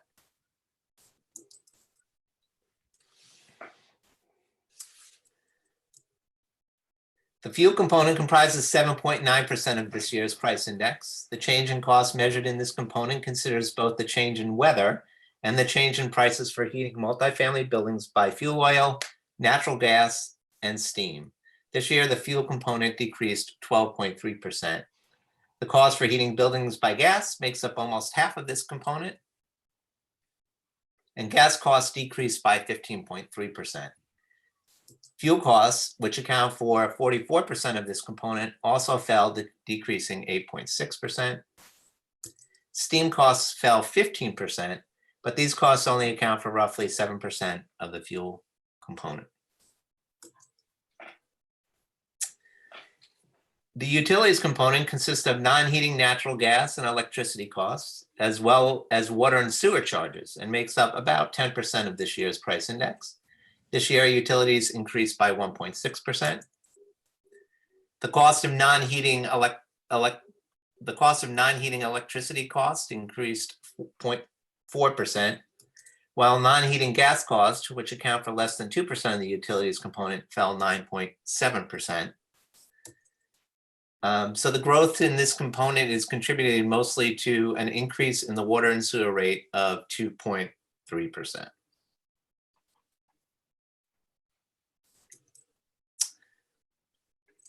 The maintenance component increased by 4.8%, and it includes painting and other services performed by contractors, hardware and cleaning items, and appliances that need periodic replacement. This component accounts for about 18% of this year's price index. Of the 29 expense items contained in this component, just 4 items account for 51% of the weight. This year, painters' rates rose 1.8%, plumbers' rates items rose 4.5%, and electrician services rose 3.4%. Other price increases of note were boiler repairs up 7.4%, floor maintenance rose by 0.8%, roof repair rose 5.4%, and extermination services rose 6.5%. Fees paid to management companies, accountants, and attorneys make up about 87% of the administrative cost component, which rose 3.5%. A portion of this growth in the administrative cost component be contributed to a rise in management company fees of 1.7%, and that comprises over half of this component. Accounting fees increased in this year's PIC by 3.3%, and attorney fees by 8.5%. They account for about 35% of the administrative cost component. And communications increased 0.5%, and they account for about just less than 5% of this administrative cost component.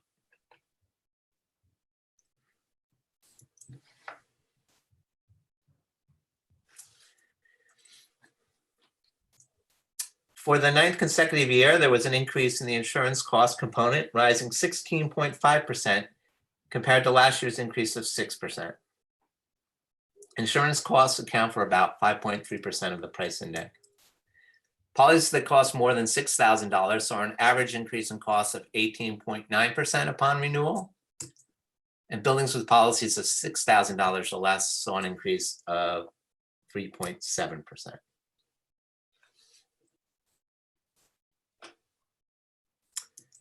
So in addition to doing a price index for all apartments, for buildings with apartments, we can actually break those buildings out into 4 separate categories. Pre-47 buildings, post-46 buildings, gas-heated buildings, and oil-heated buildings. This year, total costs in pre-47 index rose by 3.8%, while costs in post-46 index rose by a lesser amount of 3.6%. Indices were also calculated for different types of heating systems. The gas-heated index, 3.9%, rose more than the oil-heated index, which rose 3.7%.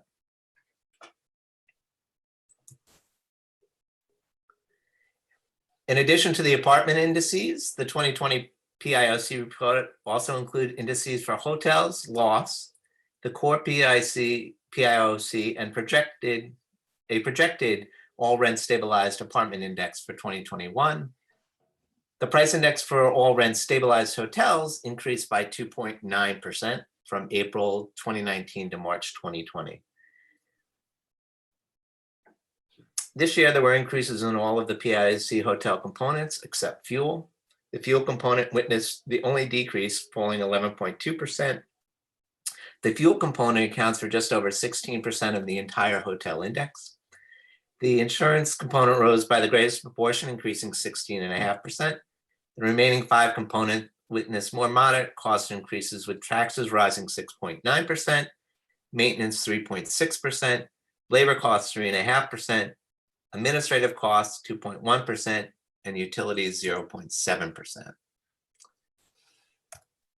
We can also do indices for different types of hotels. Rooming house, SROs, and traditional hotels. These all contain rent stabilized units. This year, the traditional hotel index was 5%. Rooming house index was 2.5%, and SRO index was 1.3%. We also set renewal lease adjustments for lofts. So we also do a price indices for rent stabilized loft buildings. This year, there was a 6.2% increase in the loft index. Increases in costs were seen in all 8 components that make up this index, with the exception of fuel again. Fuel was the only component to decrease, falling 8%. All other components increased, including insurance costs 16.5%, administrative costs legal 8.5%, taxes 5.9%, maintenance 4.8%, Labor costs 3.6, utilities 2.2, and administrative costs others 1.9%. And for years, the board has also done something called the core price index. And the idea of the core, which rose, excuse me, rose 5.1%, is to eliminate heating costs due to the volatility of whether using fuel oil or gas, natural gas, and see what other costs did if you remove those. So the 2020 core PISC was 1.4 percentage points higher than this year's apartment index of 3.7%. The core PIOC rose at a slower pace than the overall PIOC because fuel costs, which were not used to calculate the core PIOC, decreased by 12.3%.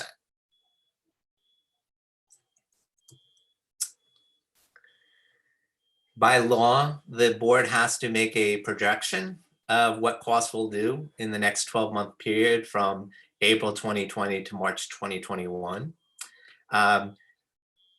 This year, the PISC, next year, the PISC is expected to grow by 2.4%. Costs are predicted to rise in each component except fuel, with the largest growth, 8.5%, projected to be in insurance, with taxes, the component that carries the most weight in the index, at 3.9%. Other projected increases include maintenance at 4%, labor costs 3.4%, administrative costs 2.9%, and utilities 0.4%. Fuel is the only component predicted to decrease by 11.7%.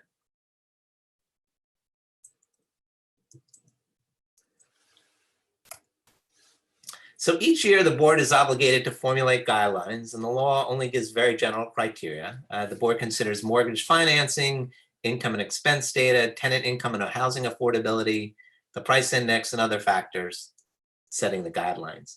One tool the board has used since its inception is called the commensurate rent adjustment. What the commensurate rent adjustment determines is how much would rents have to change to keep the NOI constant for owners of buildings that contain rent stabilized units. In other words, if the net operating income was, say, $40 and the income was $100, how much would rents have to change to keep the NOI at $40 in absolute fixed dollars? The first commensurate method is called the net revenue formula or approach. With this formula, it takes into consideration the term of leases actually signed by tenants. It does not adjust owners' NOI by inflation.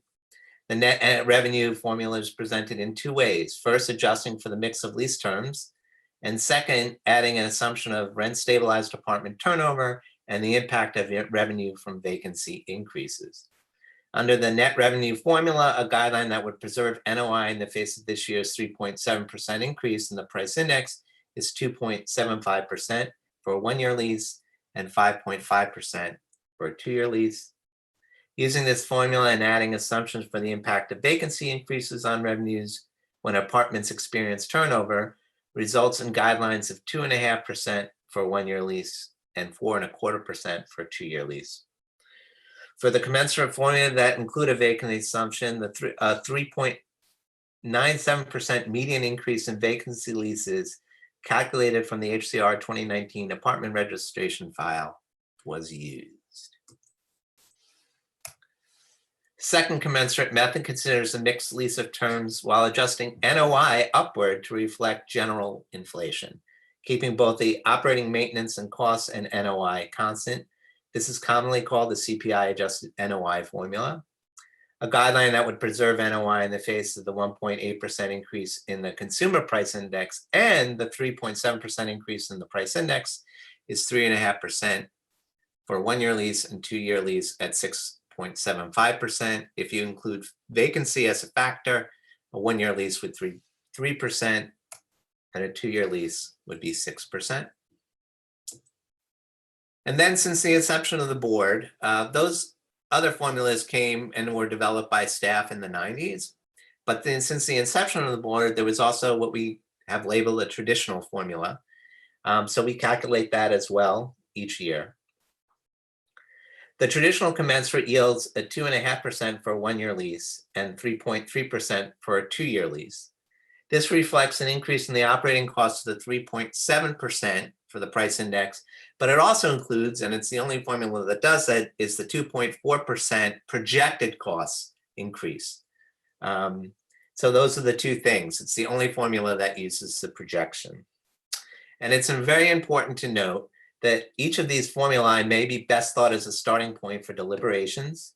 The data presented in other rent guidelines board annual research reports, such as the income and affordability study and the income and expense study, along with public testimony, can be used in conjunction with these various commensurates to determine appropriate rent adjustments. And once again, we want to make it clear that these changes in expenses were prior to the current situation that we are in.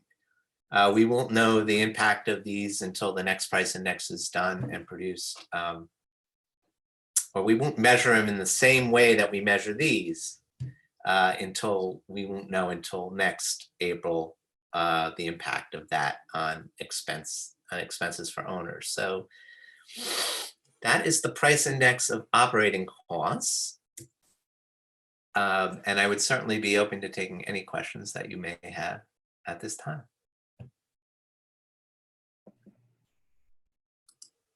I have a comment. So if someone has a question, go ahead. Andrew, could you just go over and the pages with the commensurate, where you have the various formulas that have vacancy factors, and there's obviously different values. With the way the law has changed, and there is no vacancy bonus, how does one think about the differences between those calculations? Right. So this is last year, because of what was in place for owners, our median increase that we found within the HCR file was 10% upon vacancy. That's now down to just under 4%. And that's somewhat the impact of the law. It's also somewhat impacted by vacancies not getting any adjustment. So we found that a lot of the units didn't see any increase upon vacancy, but there were some that primarily had preferential rents going, those are the ones that we saw increases in. So it's simply taking what the increases is, that whole group of units. I think we looked at roughly 68,000 units from the HCR file turned over that we analyzed, and we simply took what the median increase was over that time. So the real impact, some of it was prior to the law, some of it after, was depending on when they registered the unit. So this may change going forward, but yeah. There's always going to be a little bit of a delta because of historic preferential rents. That's the only moment in time the preferential can be used, is a vacancy in the new law. From my understanding, yes, upon it going beyond, right, you can't go up toward the legal rent unless it's a vacancy lease with a new, as of June 14th or 15th, I guess, 14th of last year. I have a quick question. What is the periodicity of the underlying data? I mean, is this monthly? It depends on the different component that we use. Like, for example, the real estate taxes are the fiscal year bills from July 1 to June 2020 of this June 30th of this year, but they have to pay those taxes before then. You're supposed to pay those real estate taxes. So that, for example, is a whole year's worth of, so there's 2 payments that owners do. Fuel oil, we do on a monthly basis. We take a look at all the fuel oil prices. Some are point to point, like, for example, in maintenance contract services, we take the same amount that they charged at the, say we were collecting data in February. So we look at February 2019 to February 2020. So that there's different sources that we use. Utility costs we use month to month. So where we can use month to month, we do, but there's some areas that we just take a point to point. Labor costs is another one. A lot of that is based on union contracts. So that's a one-time increase in, say, wages for those employees. But we also collect data for non-union employees as well. Is there sort of a reasonable comparable update that could be done at the end of, well, now basically at the end of April or beginning of May, that will allow us to see, I mean, it's like how this index has changed this month? We may get, not that we could create an entire index. I guess we could see some we may be able to take a look at. For example, utility costs, we could probably take a look at. That's something, fuel oil costs, for example, we could take a look at what's happened. But to create an entire price index again, and see where our projection is going to be, whether we're right or wrong, I'm not sure that, I mean, I do know we can't create the entire price index again. Maintenance is the biggest issue, which is almost 20% of the index. We do a lot of survey work to do that, and we can't. We're not going to be in the ability in a situation to do that. But we certainly could look at some of the other components and see where they're headed based on what's going on. All right. I have a question with the electricity. Is that with the electric cost, is that the cost that's paid by the owner, or is that like inclusive of just the overall electricity cost? No, it's what's paid by the owner. Okay. So usually when it's a utility, it's rarely used for heating, or if it is used for heating, it's paid by the tenant, not the owner. So we're just using common areas, what electricity they basically use for common areas. Yeah. So it doesn't factor in what the tenant is paying. That's separate. And then my other question was just the hotel, the rent stabilized units in a hotel. Is that like, I'm just not familiar with that. Yeah. So there's three different, as the board has to set renewal lease adjustments, actually adjustments for hotels. There are no 2-year leases in hotels. Mm-hmm.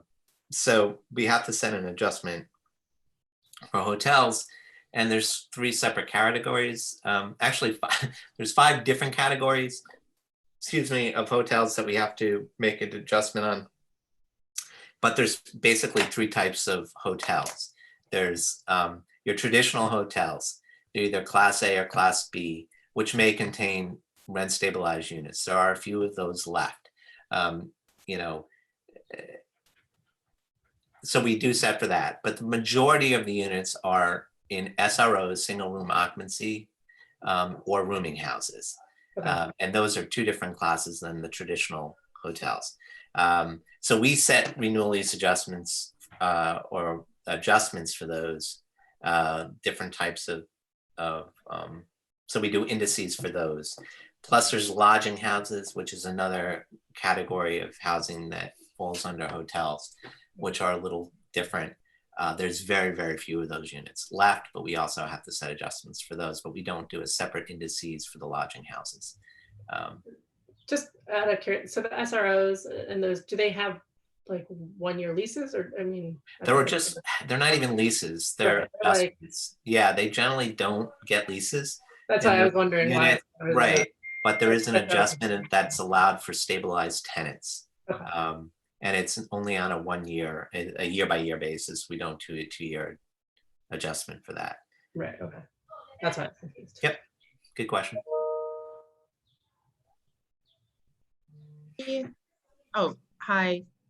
I had a comment. We've asked for feedback and our tenant base. So if they have any issues or questions or comments to bring up, to email us. And one of the things is I'm sorry that it's a little bit late, but one of the things that someone wanted to bring up was the fact that, sure, we were talking about the NOI, the net operating income, and the first decrease, but they wanted to bring up that has been the first decrease after about 15 straight years of NOI. And I know that there has been some differing opinions, but NOI is net after expenses have been taken out. So a lot of it is profit. So they wanted to bring up that point. And that there's been a lot of profits made specifically during the time of an unprecedented affordability crisis. And I agree with that sentiment. So I think, we just wanted to point that out. I know that we're going to individually and as a group talk about the reports later, but I figured it would be a good time to bring up to frame the context of the report.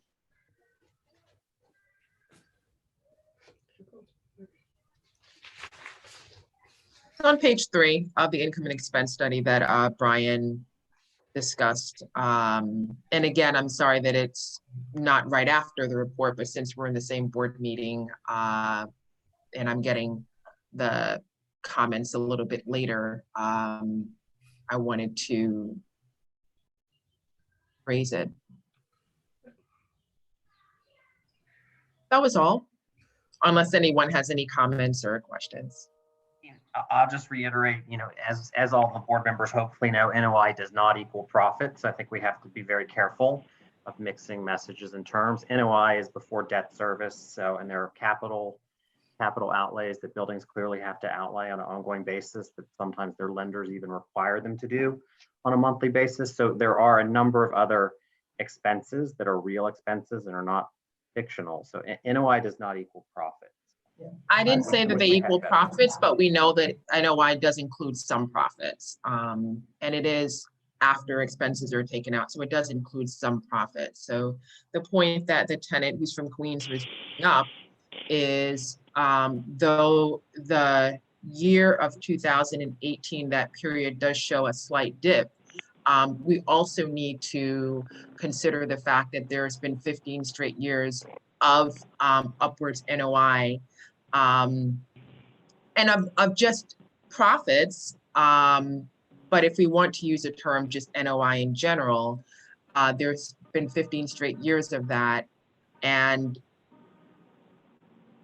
especially during the time of a recession, during the time of just, and apart from that, just an unprecedented homelessness crisis in the city.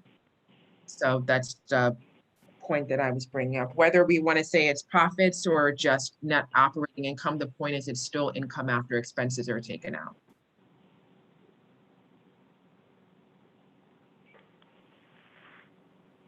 Andrew, I wanted to ask you about a comment you made where you stated that that the board would, I don't know if it was like I misheard, but about NOI, and when you were talking about the PIOC and the PIOCs, just so I feel like it's like the term that at first I was like, oh, things are going up. And then I realized that it's actually just what things cost, not the actual expenses that landlords will incur. And so if they own many buildings, the cost of certain things might be smaller than if they're a smaller landlord. And that was like a good learning for me, because at first I thought it was just like what they were spending on things. And as like a distinction, but you mentioned that we want to preserve NOI. Can you tell me a little bit about what you mean by that? And also, is that our mandate to be preserving NOI? The commensurate rent formulas, that's what they're designed to do. So if you feel as a board member that you should be preserving NOI from year to year, then those are guidelines that you could use to set renewal lease adjustments. That's because this is always a vote. It's not a formulas aren't used. We do use these formulas in this report if that's the way board members view their role. They can turn to these type of formulas, but this board is a vote, unlike say what the rent control increases used to be, where everything was just put into a formula. There was no board, and those were the adjustments that were made. Now that's different, and something that this board now influences. But so it's you're not required by law to pick one of these formulas and go with it. That's, but that's what they are designed to do, is preserve NOI.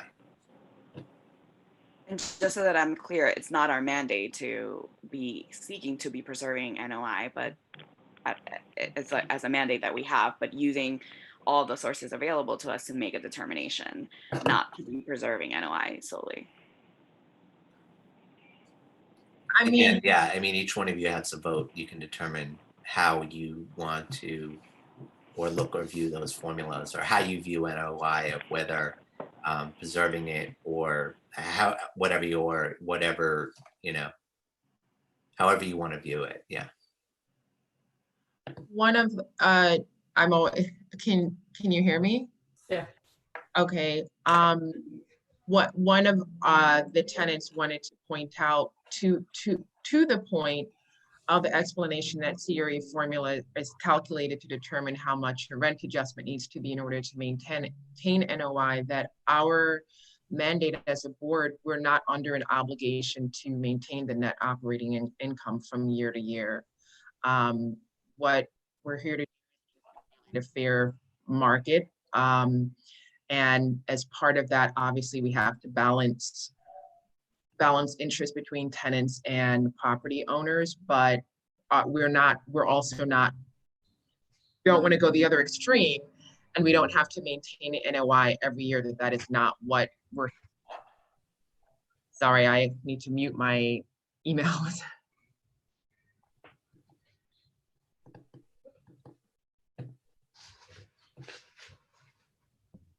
Oh, Is there a, oh, sorry, go ahead, Christina. oh no, I just saw David's mouth moving, but he was on mute. So then I just was trying to say he's on mute. David, you're on mute. Sorry, I just said any additional comments. I just wanted to clarify. So the income and expense one, that's data that's from 2018, whereas the PIAC or the operating cost, that is data from 2019. Well, it's actually right, you're correct about the income and expense, and that's owner filed, required by law data. They have to file those statements. The price index takes the rise in well, the change in costs, because it has been negative in the past. So change in costs from April to March. So this report is reflective of April 2019 to March 2020. So it's very current through that time period. Obviously this year, things are different in terms of going forward, but it's not different in that we always look at the prior 12 months. So that's no different. That's what we always do. We do have a projection in that report, and that's, projection was made not knowing what was going on with this stuff. Quick question. Is it possible to get an idea about how these costs and also how NOI differs based on building hedonics and also geography? So based on size of building, based on the share of stabilized properties in that building, based on community district? I mean, is it possible to have that kind of disaggregation? Yeah, I mean, we do that in the income and expense. We can only do NOI in the I&E because we don't have any, the PIOC only looks at expense. So NOI is done through the I&E, and if you look at the appendices in the back, we do a lot of those different things. We do it by building size, pre or post, those kind of things. I mean, we can give you data, and we do have in the appendices the percent changes on a longitudinal basis of rent and change in NOI. But I mean, we could actually give you the hard dollar numbers if you want. We can give you those averages. Percentages don't always tell you, you may see a rise of 15% in NOI. That may only equal a smaller dollar amount than in another part, like in a part of a different part of the city where the rise in NOI was 5%. The actual fixed dollar amount may be higher because you're starting at a much higher place in certain parts of the city in terms of rent. So we can give you those dollar figures if you want. We can certainly. I was more referring about, sort of the breakdowns that are in the PIAC report. I mean, it's like, is there a reason to imagine that that these costs are different for different, fuel oil costs, for instance, it's like are likely to be much more the same for different buildings, but I wonder whether that's the case. I mean, it's like, I think the price index is pretty representative of everywhere in the city, because the real estate taxes, which is a third, is all the real estate. That's every building that has stabilized units. the other, there are components like utilities. Those are the same utilities that are charged no matter where you are. Those expenses are going to be the same. And then we do, when we do gather data, I mean, like insurance costs are from buildings all around the city, in every borough and every part of the city. So it is representative of all, the city as a whole. But you can't take, but I can't do the PIAC price index for Bronx or for Brooklyn, or that it can't be broken out that way. But I think it is truly representative of the whole city, the price index. So Christian, where you're going to see big deltas, if you could look at it on building type specific, is obviously an older building is going to have more things that break, right? And an older building is going to require more repairs and maintenance, and may not be as energy efficient, may use a fuel source that's more expensive or less expensive. So, buildings are like people; they're all very unique. So it is our tool is definitely a blunt instrument, because there's so many buildings in the profile and so many different people involved. One thing I wanted to ask Andrew was, and I hope board members are aware of all the sustainability initiatives that are going on throughout the city and the letter grades that will come out on October 1st. From my work with the sustainability office, the mayor's sustainability office, it does seem that we still are probably on target for those letter grades to go up on October 1st. And so those letter grades go up on buildings over 25,000 square feet in size. So there will be obviously our 11 and under group, which we don't have a lot of data on anyways, will be excluded, but buildings of 25,000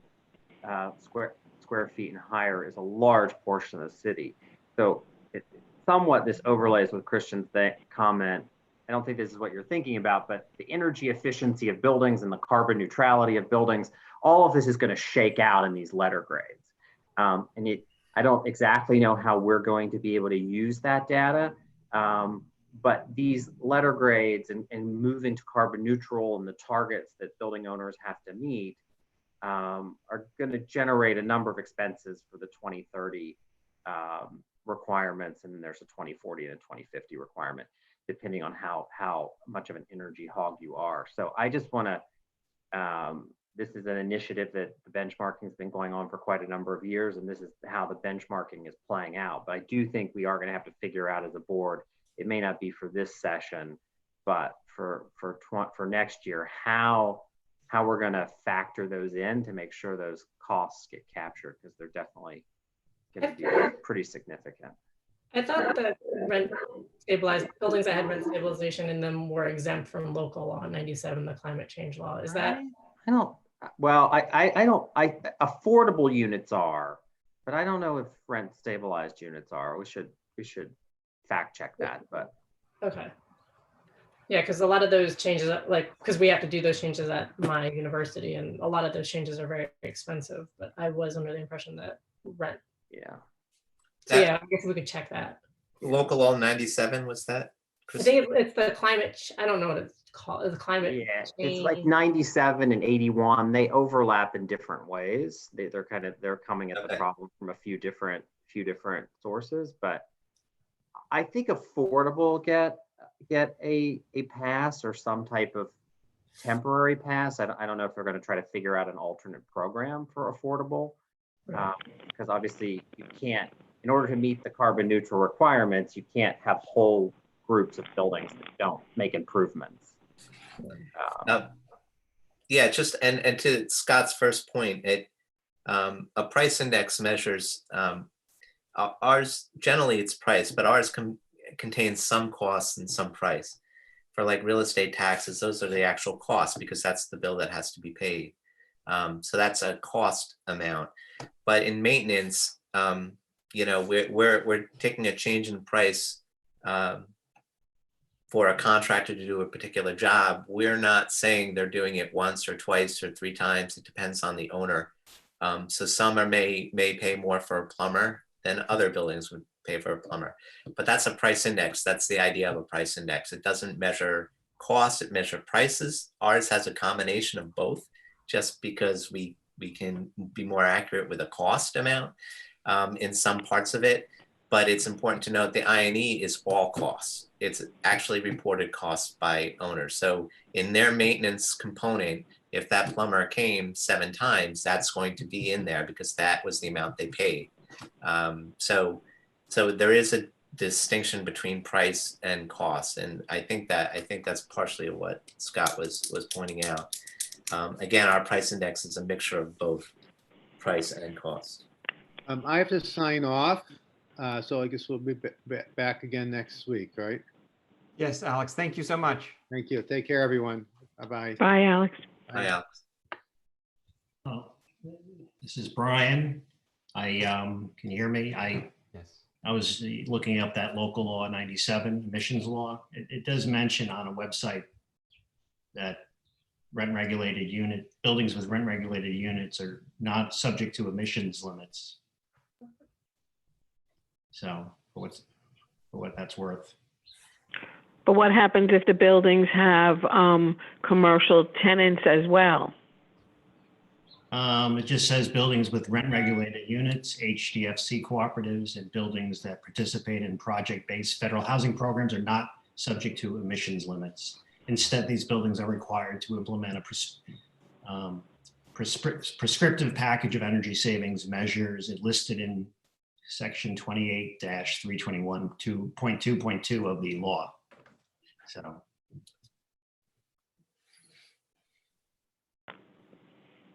I think all buildings are doing the benchmarking, so I think we just have to figure out how the law is handling if they submit what you said, an outline of things they need to do. What happens if they don't do them?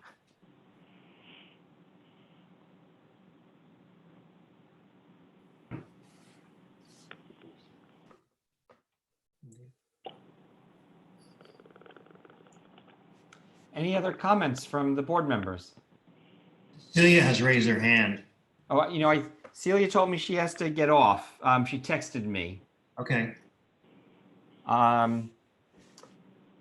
Okay. Well, I have to say I was Sorry, I thought you meant comments about the reports. I didn't know if it was like general comments. Oh, you certainly can make general comments. Okay. I just wanted to remind everyone that while we're going through this process, I want to assume that everyone has best intentions, but I also want to remind folks that, many of us do a lot of work to support, to engage folks in these hearings that isn't seen, that we don't necessarily talk about. There are things that, some of us are just doing because we want to do, like, organizations providing interpretation equipment at different hearings, to organizations looking and actively hiring folks to translate the meetings that we go to, including explaining the processes that we go to. There are many nonprofits throughout the city that do that. And I wanna, to our earlier, this morning's conversation, sort of highlight that that work is not work that we often recognize. So I wanna thank all of the organizers and folks that did a lot of work to get people on that YouTube video, which I know Leah and I have been getting text messages, emails, constant blowing up while we're on this call right now, sort of telling us the difficulties and supporting folks through that process. But I wanna recognize that, and also recognize that, like, just because we might not be observing something, it doesn't mean it's not true. And then also recognize that, like, a lot of folks who are on the board, who left the board, have supported a lot of that work to happen.